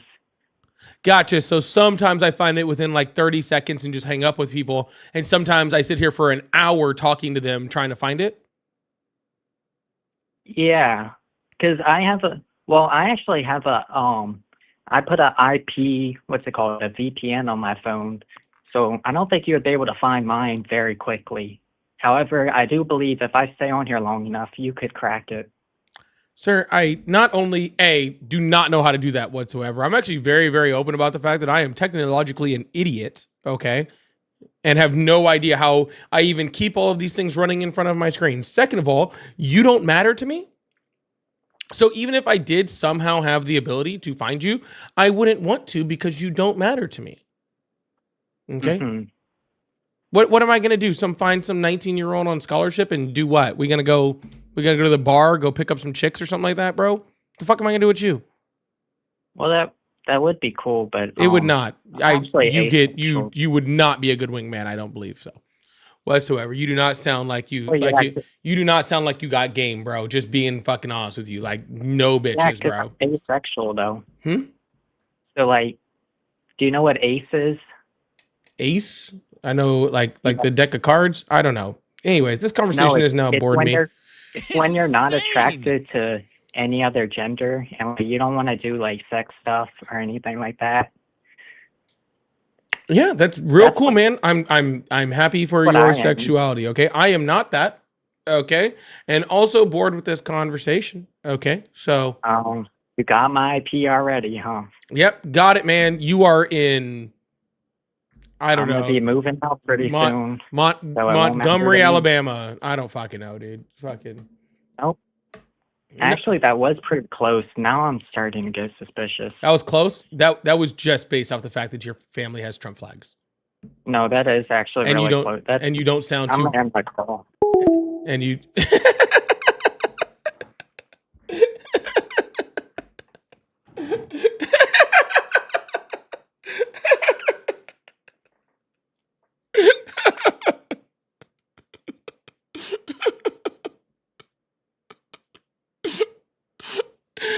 Oh my god.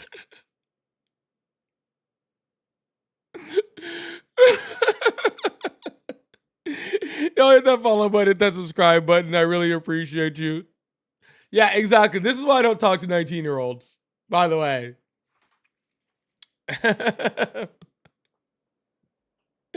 I don't know why. I just thought of I was like, what's like the reddest city that I could think of? Like in like a super red state, and Montgomery, Alabama came to mind. I don't know why. I bet you he probably like he's probably like, no, I'm not even gonna say it. I'm gonna take guesses. I'm gonna be right. Anyways, I am very well traveled, and I do hear accents well though. Taniqua, thank you so much for the $2. I really, really appreciate that. Raul, thank you so much for the $2. His caller is paranoid. Are you tracking number? What the fuck am I gonna do with your dude? It's a Google Voice number. Yeah, that dude took something and was like freaking spazzing out in there.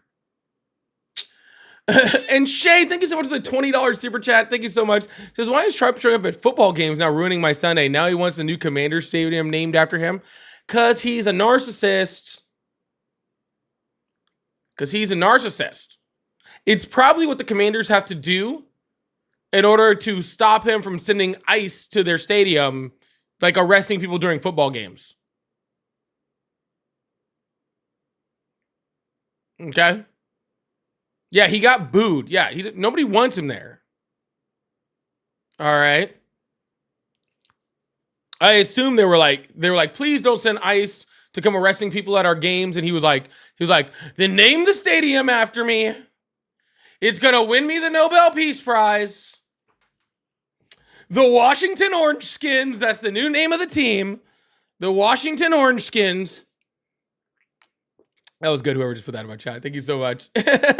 Shay, thank you so much. Big nose Trevor Shay, I appreciate that. We're going to move on, keep this thing going.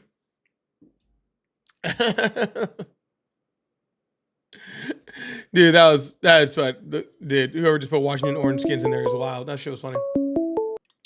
Hello, how are you? Hello?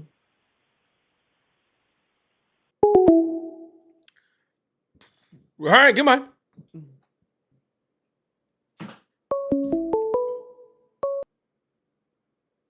Hello? Hey, what's up? Not much. Hey. What's up with you? Hey, I'm a big fan of yours from Nashville, Tennessee. When you're running for office, because I would vote for you anytime. I'm only going to make this call short because I got things to do, but I'm a big fan of yours. I just listen to your live when I'm driving in the car and stuff on the way back from work. 2028. Let's go for 2028. 2028. What state are you in? Florida. You know, Senator? Florida. Oh. Isn't that when? Florida. Isn't 2028 when Rick Scott's seat comes open? I want Rick Scott's seats. Rick Scott's seat. Marco Rubio's seat is in 2026. No. But they, no, I forgot. Whoever replaced Marco Rubio, that attorney general, whatever her name is. So, yeah, you know who I'm talking about? Yeah, I don't remember her name, but I know who you're talking about. Is she in 2026 or 2028? She's 2026, I believe. Oh, I'm not going to do it in 26. I'll do 2028. All right. I'll take Rick Scott's seat. You don't take Rick? He needs to go. Yeah, he's a piece of shit. So, I mean, I don't think any of us will miss him too much. I think you could take it. I mean, I think Florida might come a little blue after Ron DeSantis. He's a gay. Yeah, that's what I'm gonna do. I'm gonna take Rick Scott's seat, and then I'm gonna go after Ron DeSantis' seat. You know what I'm saying? Definitely do that. Yeah, I think that's the spot for me. Yeah, 100%. Did you go to college? What are your qualifications? I have a graduate degree in international relations. That's a really good degree. Yeah, I'm planning on going to UT Knoxville for public policy, and they got a government relations program. So yeah, that's go to grad school there after I'm done here. There you go. But yeah. But I appreciate you. I'm gonna keep listening to you. Yeah, you're awesome. So yeah, I'm a big fan. Awesome, man. I appreciate that. Have a good day. All right, you too. Bye. Bye. Could you all do me a few favors, especially if you're in my portrait live, since it's kind of gone down quite a bit. If you guys do me a favor, if you're in my portrait live right now, there's 600 people, 600 of y'all in there, and I have nobody chatting in my chat right now. So if you're one of the 600 people in there, can you please be active in my chat, say some stuff, maybe, send a little super chat or something like that in there so we can kind of get the numbers ramped up on my portrait live. Please and please and please and please and please. Thank you. I really, really appreciate that. That'd be very, very, very helpful. Give me 5 minutes of sending stickers and all sorts of fun stuff in there. And if y'all could hook me up on the TikTok side too, I think we're getting real close to that 150,000. And that way we can keep this thing running, because if we don't get people in here, then we don't get callers. And if we don't get callers, then we don't get live, because we'll just have to turn the thing off. Corey, you're always talking shit. I'm talking to the rest of them, all right? All right, phone lines are back open.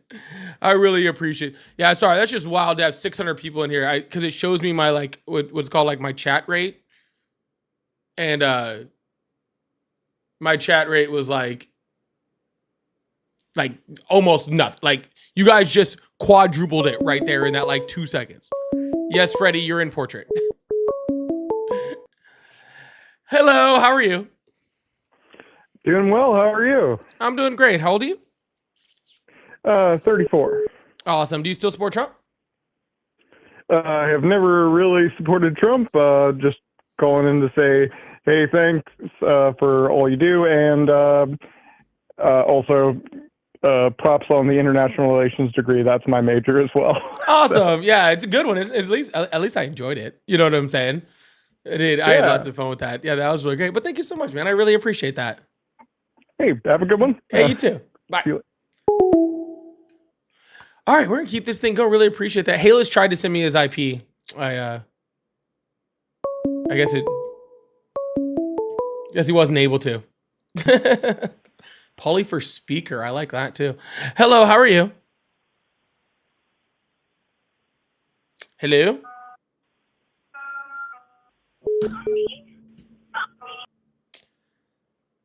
Hello, how are you? Good, how are you? I'm doing excellent. How old are you? 27.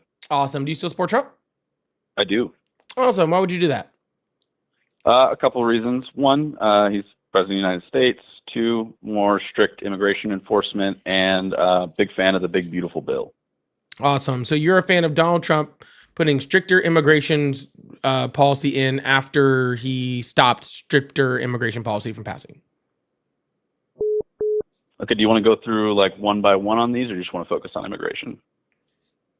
I mean, that was just the first one that I heard. That I can talk about any of them, but I was mostly just curious on how you're supporting stronger immigration policy from somebody who blocked stronger immigration policy. But if you don't want to answer that question, I don't really blame you. Okay, like what specifically are you referring to? As he's loosening immigration policy, as in he's making it easier to immigrate illegally? Is that the claim that you're making? No, in the fact that Joe Biden had much more comprehensive immigration policy that would have immediately shut down the border, would have added more border patrol, would have gotten a lot of people out that were already here under asylum, would have built a wall, would have got more technology for the border, more judges, more everything. And Donald Trump called the Senate, told them to block the bill in 2023, late 2023, early 2024, that would have done all those things. And so because of that, we had another, complete year of more immigration coming in and softer borders that would have actually helped Americans. Okay, so with the bipartisan immigration bill, I think one of the main there was other things included in that bill, which is why Republicans blocked it, other than the immigration part, Wrong. right?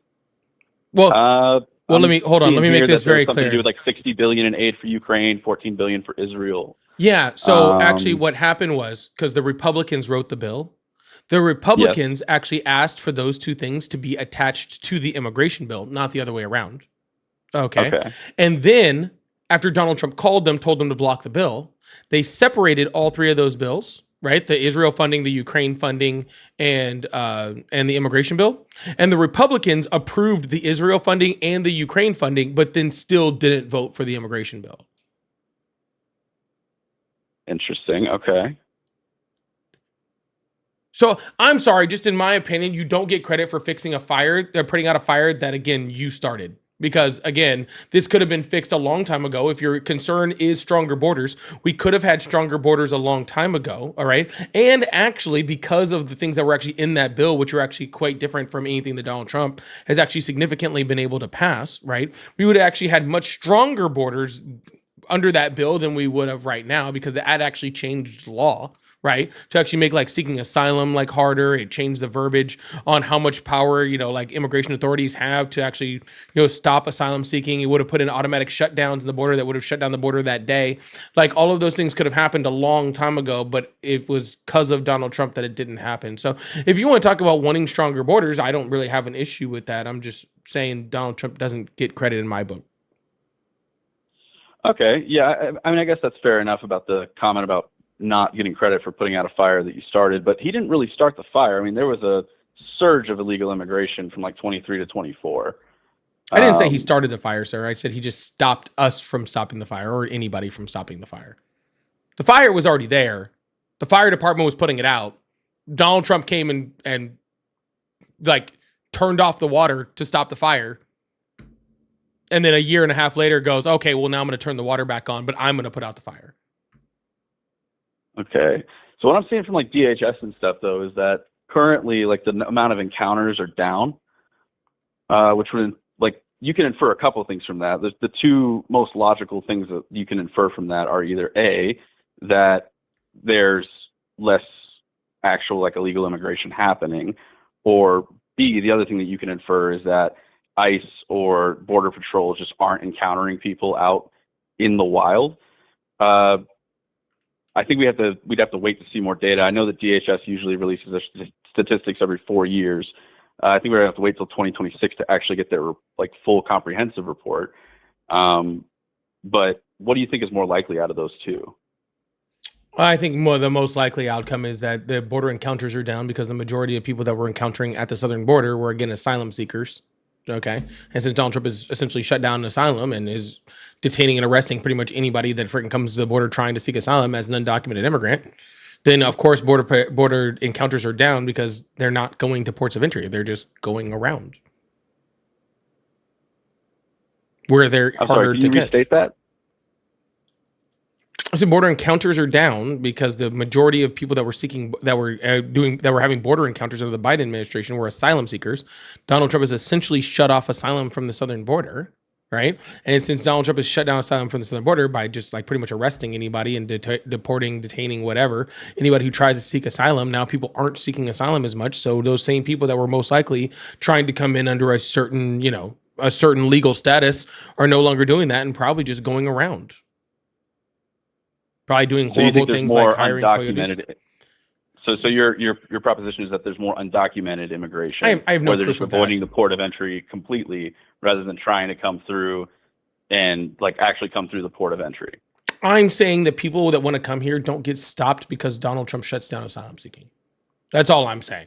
Is that for some, that people aren't just going to just completely, like, they're not going to come all the way from freaking Central America, travel through the Darien Gap, get here, and then be like, oh, okay, well, Donald Trump doesn't want me here anymore, so I guess I'll turn back around to the place I was at that was in danger. That I was in danger in, right? They're probably still going to try to come here. But that's just a guess. So We don't have numbers yet. We'll see when the numbers come out, like you said. Okay. All right. So then we can agree that until those numbers come out, we really don't know exactly what this data that we have about lower amount of encounters actually means. You're just drawing an inference based off of what I would say is relatively sound reasoning. But would you at least concede that your reasoning may not be 100% correct?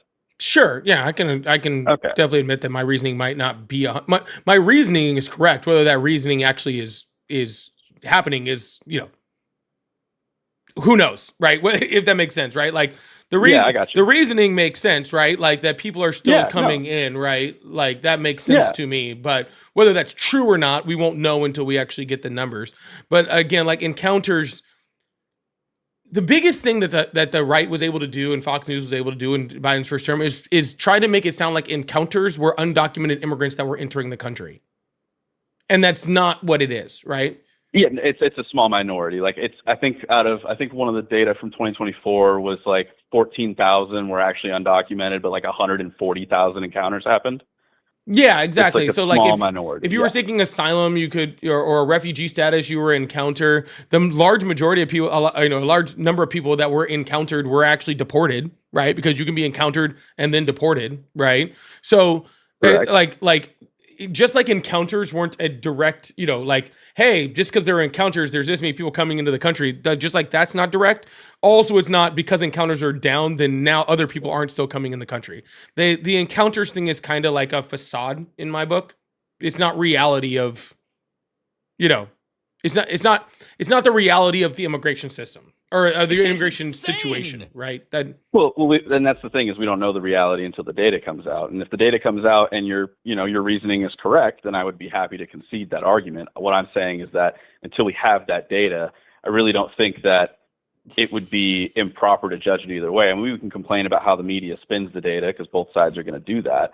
But I think we can, both agree that once we have the data from the DHS about what we actually know about what's happening, what the actual impacts of the asylum policy are, there's not really a conclusion that we can come to. My big fear is what data do I trust?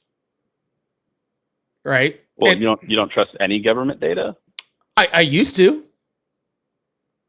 Right? Okay, like, so what government data do you like? How do you delineate? I'm just curious. Well, what I'm saying is under the previous Trump administration, right, and under the Biden administration, or Obama, or under Bush, right, I could generally trust that Customs and Border Protection was putting out accurate data. Right? I could generally trust that, right? But now currently I have, like Kristi Noem specifically giving out data that we know is unequivocally not true. Right? And as the direct or Secretary of Homeland Security, right? If she is willing to get on stage and just spout verifiably incorrect data on immigration, false information, then how can I trust that the data coming from her department is factual? And that's what really scares me. I'm not saying that it's going to be. I'm not saying it's not. I'm just saying I'm going to need a lot of independent resources and data outside of that to verify that information. Yeah, I mean, that's what Congress is for. I mean, obviously, I think that, typically we have shifts in the power of Congress, and so they can initiate probes into different government agencies to verify data and stuff like that. You have committees that are dedicated to ensuring that, the executive branch is held accountable.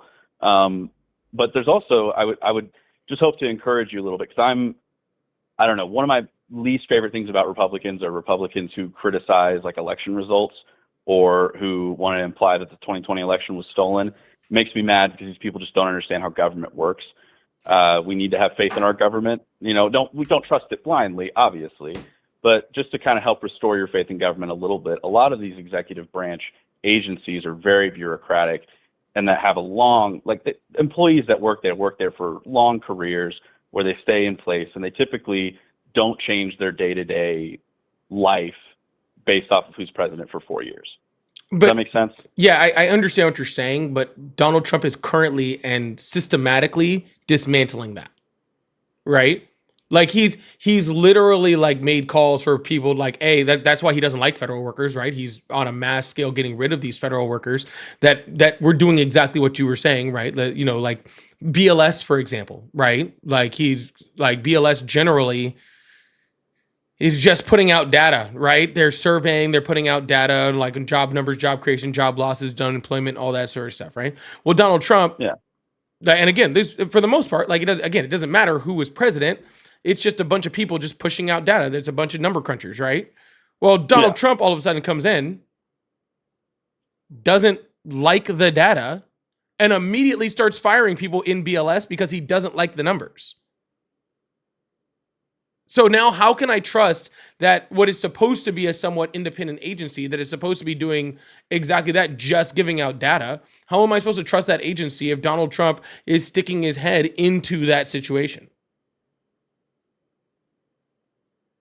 I mean, like I said, I think that's when you rely on the other branches of government to assess it, right? So like congressional probes, like that's our biggest accountability enforcement measure is the ballot, right? You go vote in elections, and once the Democrats get more power in the Senate and in the House, then they can, shift the power of certain committees in order to verify that data that's coming from the executive branch. So I have to wait until way down the line when eventually, hopefully, Democrats get power to know if any data coming out of the federal government is accurate. Well, I don't think you have to say hopefully. The government ebbs and flows on left and right, so I don't think you have to hope too hard that it'll swing back to the left in the next probably 4 to 8 years. I don't think that's an unreasonable assumption. Cool, awesome. In 8 years, I will find out how bad Donald Trump has destroyed the economy now, or destroyed immigration now, or dealt with immigration now, or done with it. That's a problem, sir. I don't need data. Maybe not. I don't need not data of what's going years. on now. I need we now. We have house elections every 2 years. Donald Trump is currently freaking calling on states to redraw maps just specifically so he doesn't have to lose it, doesn't actually have to fix any of his policy in order to do that. Gavin Newsom just did the same thing in California. Gerrymandering is legal per the Supreme Court in Rucho v. Common Cause. Sir, the California just did it to try to combat Texas, okay? Not to just do it for fun. They did it because Donald Trump called for it. The executive called for a redraw of maps outside of census, okay, in order to specifically gerrymander away Democratic votes because he knew he couldn't stand up because, like you said, we do have a change of guard, especially after, second term president, midterms, right? It's very normal for the other party to take control of the House, right? In order to make sure that stuff like this is found out.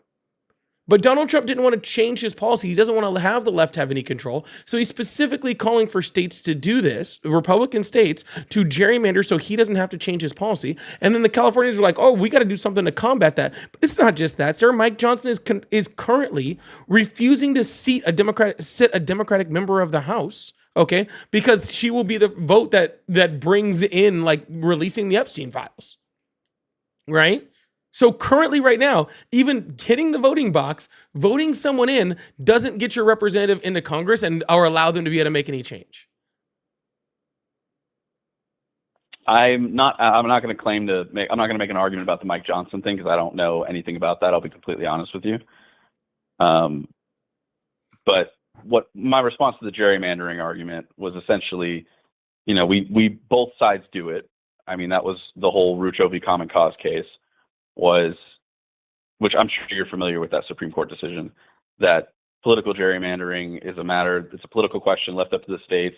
If states want to write into their state constitutions to change the way that they draw their districting maps, that's a question for state legislatures. And sir, I have massive problems with gerrymandering on both sides. Okay. Hold. Yeah, I have massive problems with gerrymandering on both sides. That's why I actually think every state should go to exactly like California has it, where they have an independent commission, okay, that draws the lines, okay? And states gerrymandering is an issue, okay?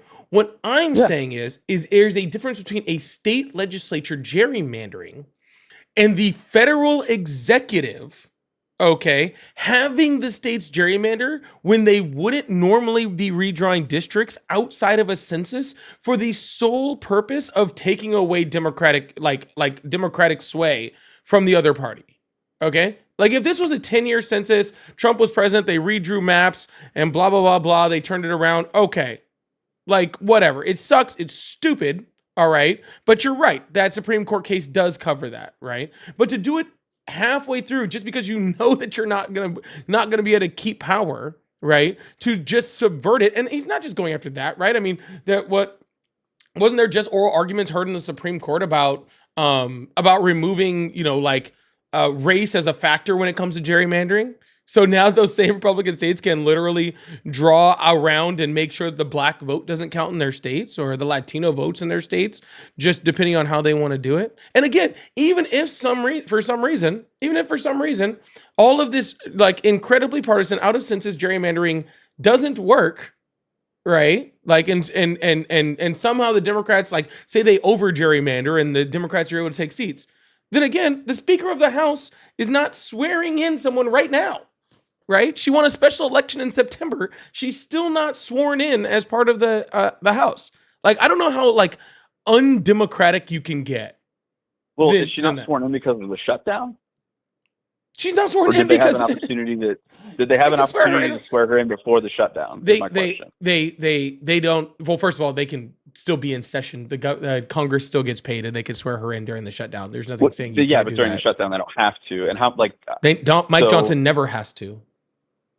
Well, and I disagree with that. I think if somebody has been democratically elected to the office, doesn't matter what party they're in, obviously the Speaker of the House should be swearing them into office and let them take their seat. And according to this, she won September 23rd. So yes, they had time to swear her in before the shutdown. Okay, well, when did her term actually effectively begin? I don't know that off the top of my head. Regardless, they definitely could have freaking sworn her in. And it is incredibly anti-democratic for her not to be sworn in.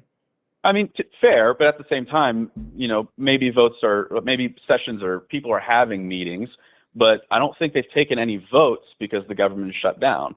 So she hasn't actually been not doing her job or not performing as a member of Congress because Congress hasn't been actually meeting. So she hasn't been serving on any committees because she just got elected. So I don't think that those people have really been deprived of any meaningful representation at this point because she wouldn't have had an opportunity to vote on anything anyway. Correct? Well, she could have, but again, Mike Johnson's not. Well, yes, what votes have happened during the government shutdown? I don't know all of them off the top of my head, but there's definitely been votes. I think there's been multiple ones just on releasing the Epstein files. Okay. Yeah, I'd have to look at it and see when her effective date of office would begin. Voting doesn't stop because the government shut down. I agree with you. If they had the opportunity to swear her in, and I think that they should still do it even though the government shut down, because I agree with you, Congress should still be working through a government shutdown. I don't think they should get paid during a government shutdown. I think we could probably find common ground on that if we're not paying members of the military or other federal agencies, probably shouldn't pay Congress either. Congress doesn't care about that paycheck. Well, the majority of them all their money from insider trading. Most of them are just independently rich outside of that. Yeah, sure. Like I get the whole insider trading thing. Look, I do. I get it. Okay, and I'm not advocating for their ability to insider trade, and I know they fucking do it. Okay, like 100%. Well, yeah. Donald Trump is actually the biggest one doing it. I mean, he was the one who actually fought against a bill currently that was up in the Republican legislature or in Republican subcommittee someplace that actually would have stopped insider trading. And Donald Trump was like, I don't think this should apply to the executive, right? Like he specifically is fighting, wants to continue gerrymander, right? I'm not for that, but people making it sound like gerrymandering is the whole issue, or not gerrymandering, insider trading is the whole issue. It's not, right? The issue is that we literally live in like a semi-oligarchy, right? Where in order to be in Congress, right, to be a part of one of the houses, you almost have to be independently wealthy prior to even be a part, especially if you're part of like the Senate or something like that. But regardless, like you almost have to be independently wealthy even to be able to run, right? Because the amount of money that it takes to be able to run a campaign is ridiculous. In order to get started is ridiculous. So knowing rich people is incredibly helpful. Not to mention the fact that while you're running, you're not getting paid. So which means you have to have enough money where you can just not have a job, right? And then you get paid, and like the paychecks for Congress aren't like that significant in the grand scheme of, you know, monetary value within our nation, right? Like what do people in the House make, like 120 or something like that? Like something like that. Yeah, like $120,000 for and then needing to also have a residence where you're at, most likely a residence in DC, being able to travel back and forth, right, for all of that, and depending on what state you're in, right, like that's less. All right, I'm seeing like 150, 170, 190. Everybody chats all over the place on how much they get paid. No one even fucking knows. That's another problem, right? No one. Yeah, exactly. But regardless, okay, like say you're making like 150. A lot of people can make 150 and have one home, right? Like in whatever state that they're at. You know what I'm saying? Like in Florida, it's not crazy out of the realm for somebody to make $150,000 here. You know what I'm saying? That's but I mean, it's for most places in America, I would think that $150K is pretty good money. I mean, coming from somebody who spent like 5 years working in the service industry, you know, making tips, like, all right, 175. Everybody's telling me they make 175. Everyone's I never made more than like 50K either. Yeah. So like for me, like 175, that's a lot of money. I'm sure with travel expenses and things, I'm sure it goes quick, but no, I agree. They are all like independently wealthy or just getting incredibly well supported from the establishment, you know, dispersion of funds and donors and stuff like that. But we're not really, I don't think we really hopped on here to talk about campaign finance reform or changing the compensation package for representatives and senators. Well, I'm just saying that is important, right? Like it is it is a bit important, right? Because people, like I have people in here, like, and we just like, I just had a call and said like, oh, Pauly, when are you going to run for president? Like all this sort of stuff, you know, or run for office or whatever. It's like, with what money? You know what I'm saying? Fair. Like truly, like would I be decent in politics? I think I'd be okay. You know what I'm saying? Like we just had you know, and there are people without money that do win like elections, right? Like AOC did it. Some grassroots campaigns. Yeah, AOC did it, right? Like I think, but like 2 or 3 years after she was in office, she had a net worth of like $30,000, right, or something like that. Like she didn't have any money, right? Like even like Mamdani, right? I'll give him like credit, right? He didn't really have much money. And he still won, right? I mean, hell, we just had, for you guys that are familiar with Isaiah Martin, right? Like he didn't win, but you know, he was able to run a lot off of just like grassroots, you know, funding from people online, right? That do kind of like what I do, right? And he was able to kind of run based off of that type of stuff. So it does exist, right? Like I'm not saying it doesn't exist. It just, I think I'm not saying that you are. Yeah. I just, no, I'm not. I don't ever want to think that people. I never want to try and make a parody of people's positions or put words in people's mouths, right? Like, obviously, you seem like a reasonable guy. I've been watching the stream for about an hour, so you know, you seem like a really reasonable guy, intelligent, obviously informed. You know, you clearly that's paranoid guy who thought that you were looking up IP addresses. It's like it's probably notes, dude. It's probably notes and research. Funny enough, I don't have notes. I think I just I have like a little like ADHD or something. So you guys want to know what I'm like really like every time I'm looking down, you guys really know what I know what I'm doing. It's great. You guys are gonna make fun of me here. All right, I'm gonna show the crowd. So this is my glasses cloth, right, to clean my glasses. Right here, like in front of me. About 90% of the time that I'm looking down, I'm folding and refolding this. Like I got you. I'm literally like just like I don't want to call it stimming because I don't have any type of, you know, diagnosis, but I am literally just like folding and refolding that more and more like perfectly, like that's what I'm doing because it helps me to think more correctly when I'm just moving and stuff like that. That's OCD. Yeah. That's good because I am diagnosed with OCD, so that's okay. We do got that one, but that's usually what I actually don't have notes up here at all. Like if I need to look up something, I look it up and I put it on the screen for everybody to look it up. I don't think that it's genuine for me to have notes up here, like personally. because then it's not having real conversations with real people. But I keep zero notes here actually at all. Yeah. People Well, don't good believe on me, but you, I really man. don't. No, I mean, hey, like that's good on you, dude. Like Yeah. I have no reason not to believe you, right? So good on you to be able to retain all that information. But yeah, so that was my immigration. The other thing that I support him on is, he's the president. I want the president of the United States to do well. I typically support whoever the president is, regardless of party. Obviously there are certain things that a president can do that would make me immediately lose, or would cause me to stop supporting them. But I don't think Trump has crossed that threshold yet. And then specific, we go to policy, a big fan of the big, beautiful bill. I like a lot of the stuff that got passed through there. Yeah. And so when it comes to the president, I hope that every president also does well. Okay. I hope that every president does well. Okay. Why would I not? Yeah. Right. I'm an American. I love my country. Right. Yeah. But there's a big difference between going, I want every president to do well, and then the acknowledgement that this president is not doing well, and I don't believe has the capacity to do so. Right? Things that that's a fair statement. Yeah, and so in his first term, right? He and the thing, his first term was bad, right? No one really knew who they were voting for.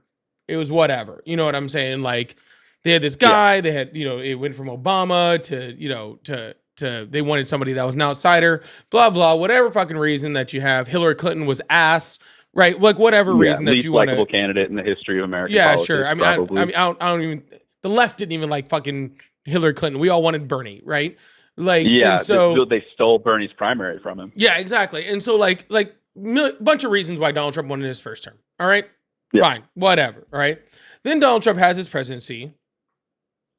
It's pretty generally anticlimactic, right? Except for huge tax cuts for corporations, which I guess shouldn't be ultra surprising from Donald Trump and or from the Republican Party in general, right? With standard neocon stuff, yeah, sure, trickle down economics, bullshit that's been we've been dealing with Republicans for the last 40 years, and then a complete and utter mishandling of the pandemic, right?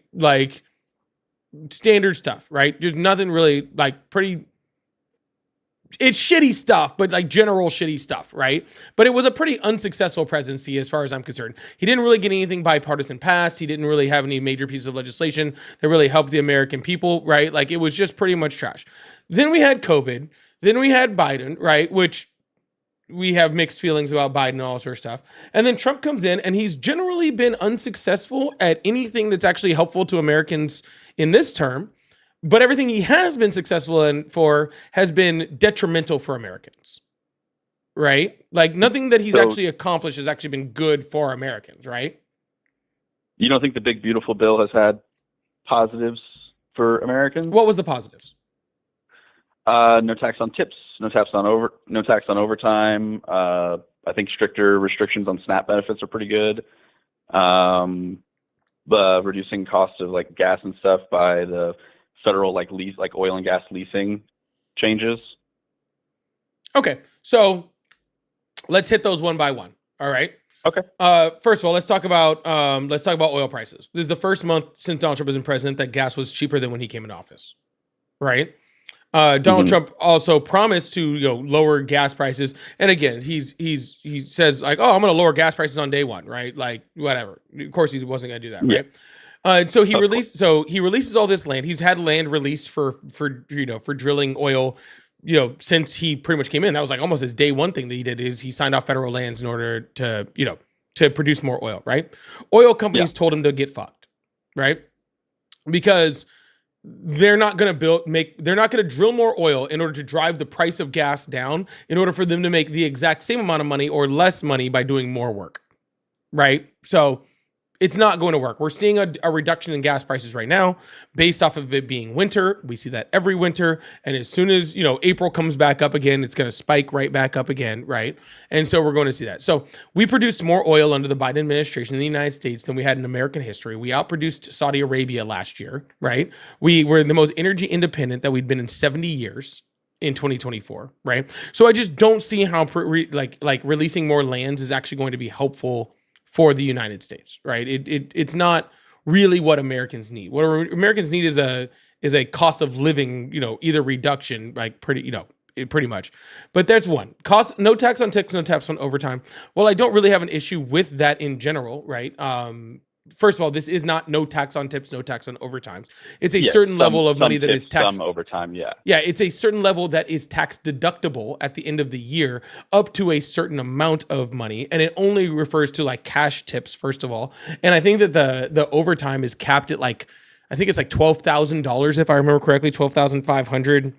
I think you're right. Yeah. Yeah, something in that. I believe the no tax on overtime is $12,500, and the no tax on tips is $25,000. You guys can correct me if you want. And it's only for a limited amount of time. And again, you're still getting taxed off the bat, and it's only cash tips on top of that, right? This is actually a Bernie Sanders policy that from actually when he ran in 2016, and actually prior to that, it was actually a Rand Paul policy, right? Funny enough. But so do I have a huge issue with taxed workers, right? Like people that are truly like taxed workers, you're not taxed or tipped workers. I apologize. Truly tipped workers, right? Like your baristas, your waitresses, and all that sort of stuff. Yeah, all that sort of. Do I have a problem with them not getting, not getting taxed or having tax deductible income based off of that? Absolutely not. I don't. Do I have a problem with certain levels of overtime being non-taxable? I don't really have an issue with that either. I think that those could be excellent, but those aren't like really the crux of the big beautiful bill, right? Those were additions later, right, that were actually altered and manipulated by the House and the Senate, or by the House and House and the Senate later, right? So if those were the big points of the bill, no, I would really have I'd be like, whatever, man. I think that they should have been longer. I think they should have been more permanent. I think they should have been more expansive, right? But I wouldn't have really complained about them. But that's not the issue, right? The big crux of the big beautiful bill is cutting SNAP benefits, cutting Medicaid, right? And using that money to fund corporate tax cuts, right? Which is going to cause, and is already causing stagflation. It's already causing volatility within the market, right? And it's already causing jobs to start cutting workers, right? And that's what we're actually seeing. Like that was like the little side piece to the bill, which again, I don't have a problem with that side piece, right? Just like I don't have a problem with Donald Trump, pretty much saying we don't have to take our shoes off for TSA anymore. I don't have an issue with that, right? I have an issue that it's not the crux of the bill, right? The biggest problem is that 10 to 17 million people are going to be removed from their Medicaid benefits. 4 billion people are going to lose their SNAP benefits. And it's not people that don't actually qualify for it. It's people that are going to get drowned in paperwork. And so therefore, even though they qualify for it, aren't going to be able to get the benefits that in reality they actually do qualify for. Right. And he's using that not to help American people, not to help the middle class, not to help the lower class, not to bring apart, this replacement for the ACA that he said he is going to be working. He said he's been working on for 10 years with a concept of a plan. It's just to give rich people more money and stealing money from, not stealing money, but taking money from social safety nets and benefits that help, that help poor people, right. Or disabled people or, foster kids, right. Taking money away from them in order to fund corporate welfare is just not something I'm going to be in favor of. Okay. That's fair. So what people like specifically when it comes to people like losing their, like getting SNAP benefits cut, like who's going to be losing their SNAP benefits? Like what categories of people, what do you mean by drowning in paperwork? Right. So the big beautiful bill, the majority of the things that were in it, right, was one, an addition to the work hours, right, because there was already a work requirement within SNAP benefits. That was one. Yeah, they're adding, they're increasing it. Yeah. Right. But the second part of it is literally just adding more paperwork to be able to prove it. Right. So even people that already qualified for it, right? Say you're working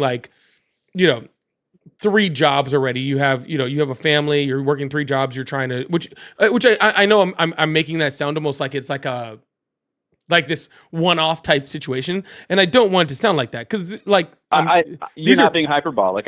These are real things that are happening to real people, right? Yeah, these are real things. Hypothetical. Yeah. People are working 2 or 3 part-time jobs in order to survive. They have a couple kids or whatever, and they're working all sorts of stuff. Well, now even though they already qualify, now the paperwork burden for them has doubled, tripled in some cases, right? In order for them to prove it, they have to get extra pieces of paperwork or extra things, for their volunteer hours, or extra things to prove, that they're taking care of a disabled person, right? And so, and if they mess up one piece of paperwork, they're getting kicked off, right?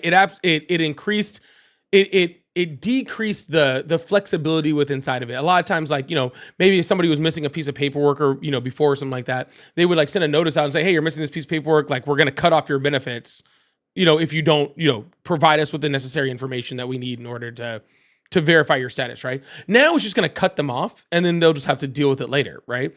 And so now this is taking time away from people that are already working, these multiple jobs, which is going to drive off people that probably really could use the benefits and maybe, just don't have the time to keep up with the paperwork, or people that just fuck up the paperwork because they don't have the capacity in which to complete it.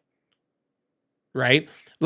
We already have work benefits we already have work requirements when it comes to SNAP. We already have work requirements when it comes to Medicaid, right? We've seen these programs get cut for these exact same reasons. Like in other states, and it did not add the benefit that we thought it was going to, or not that we thought, that they thought it was going to. I never would have thought, but we saw this in Arkansas, right? With the removal of, with the addition of, paperwork and work hours to help for Medicaid and stuff, right? Or for SNAP benefits and stuff, right? And what we saw was that the unemployment numbers went up, right? Homelessness went up, right? Which I don't think is ever a benefit, right? But we didn't see this economic boom. We didn't see people going back to work, right? We just saw a bunch of people that were now in a worse spot than they were before, right?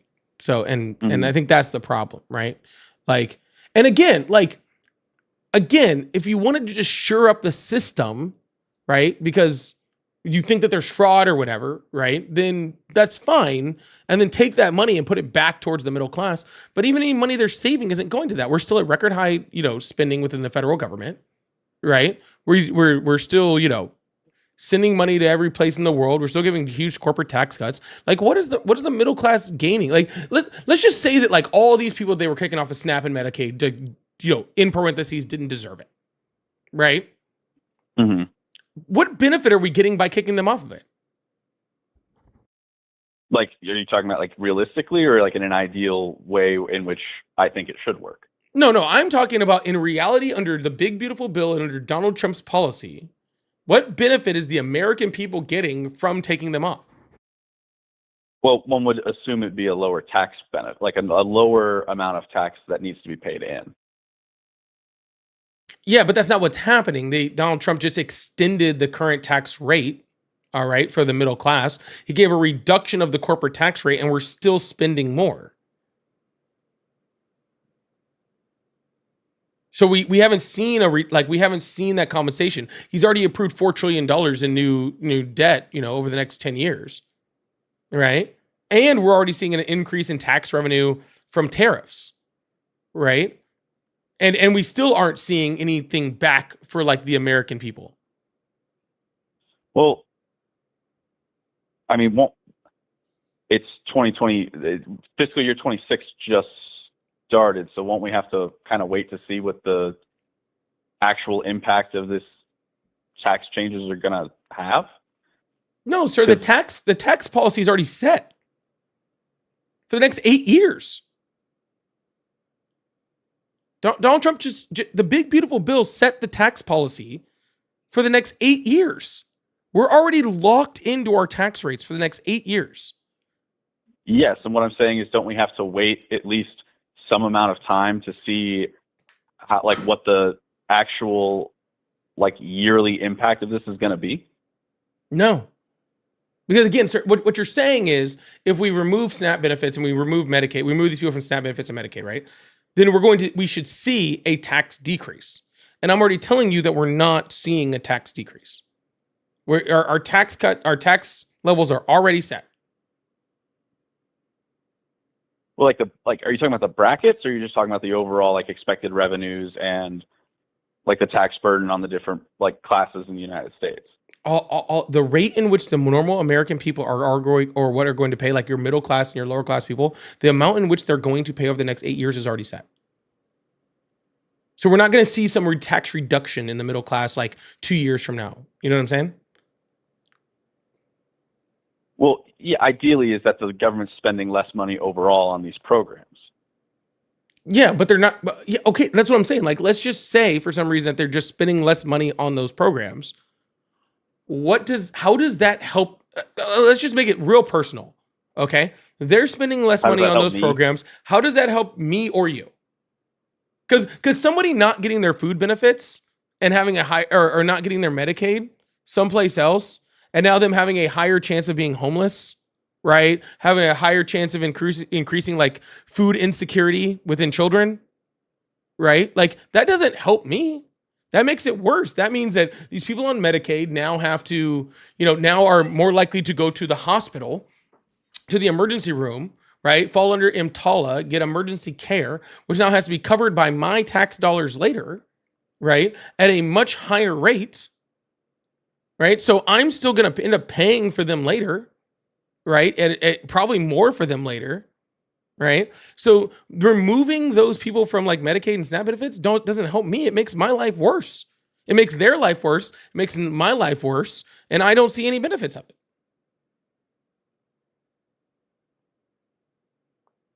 I mean, we'd have to figure out exactly where he's going to allocate the money to. So, I mean, if that's going to defense spending or some other type of, policy that's valuable to us on the day-to-day level. But I mean, some of these programs that are in the big, beautiful bill, I mean, they had to get voted on by both parties. So there's concessions either way. Like another one, I don't know if you have children, but I mean, the child tax credit increased. So, that's something that we could look at and say, hey, yes, it's going to be a reduction in revenue for the government, but it's an increase in money in your pocket or in the pockets of people who have children. Yeah. First of all, yes, I do have kids. Okay. But we already know where the money's going because, again, we already set the revenues and rate expectations in the big, beautiful bill. And where it's going is into the pockets of Amazon. Okay. Where it's going is into the pockets of Target and Walmart and all of these other major companies who are getting this incredibly reduced tax rate now, right? That's where the money is going from those people. Yes, an expansion of the child tax credit is fine. You know what I'm saying? I don't have an issue with that, right? But we could have easily, we could have easily expanded the child tax credit without taking money from the poor people, right? Like, you know what would be a great way to fund, like child tax credits? How about what's that? Just keeping the corporate tax rate in spot.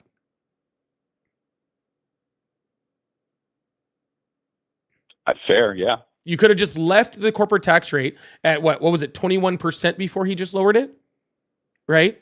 You could have just kept the corporate tax rate at 21%, and that would have funded the child tax credit and fucking would have funded all the SNAP benefits and everything that's going on right now and the Medicaid people that are losing their benefits. It would have covered all that plus a whole bunch extra.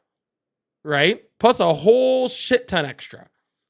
Right? Or hell, we could even go back to before Donald Trump dropped the corporate tax rate his first term and bring it back up to 35%, which is what it was at when he took office the first time. Right? And then we could actually have an expansion to where we can actually get a thing that could actually eventually, replace the ACA and actually be better. Right? But yeah. right now, what we're doing is we're removing the subsidies from the ACA to where I think something like 10 million people are supposed to lose their health care, right? Again, putting more of a tax burden on that so that they can take more money and again, just give it to rich people, right? And I'm not trying to do that, that whole eat the rich, shit. You know what I'm saying? I'm not trying to just be all billionaires are bad people. There's no way you have $1 billion. You're not a bad person. I'm sorry. That's just logically impossible, right? But what I'm saying is if they were just paying the same rate that they were just paying at the beginning of Trump's term, then we could actually balance the budget. I think we could actually balance the budget. Just set the corporate tax rate back to that. Stop adding to the defense spending, excessively, right? Because again, we don't have to add to it every single year, right? Stop adding to the defense spending. Stop sending as much money overseas. And we could probably balance the budget and actually start giving subsidies and tax cuts to actually rich and poor people. I don't even think it would be that difficult. Fuck. We do that, Trump could have his ballroom. On the American taxpayer. I don't give a shit. Like, whatever. If he wants to go dance poorly, then he can have at it. Yeah. Yeah, I'll be completely transparent. I don't know exactly a whole lot about the corporate tax rate and exactly what those rates are and how this like money gets distributed to the corporations and things like that. You know, like I said, I very much limited to the comments that I made of what I support, like, you know, the things that I liked about the big beautiful bill. And I understand your critiques of it. I'm not saying that those are bad critiques. I think those are sound, logical conclusions that you're reaching. But yeah. Well, yeah, sounds good, man. Like I said, like I really do try to take this from a stance of just a normal guy, man. Yeah. Like, you know what I'm saying? Like I go to work every day. I have a family. I pay a mortgage, right? Yeah. Like, what benefits us as people, right? Like, I don't like Donald Trump's policies significantly benefit the rich. I want our policies to significantly like benefit you and I, right? Which I don't know, maybe you're ultra rich, I don't know. But generally, I mean, not. like I'm a student, so yeah, generally, I mean, just like normal everyday people. Let our policies reflect people, let it reflect humanity, right? Let it reflect like truly just helping others, right? You know what I'm saying? And that's really what I want. But anyways, man, I'm gonna let you go. I hope you have a wonderful day. All right, and yeah, you too, man. Hey, great conversation. Yeah, absolutely, man. Have a good one. Bye. Yeah, you too. Bye.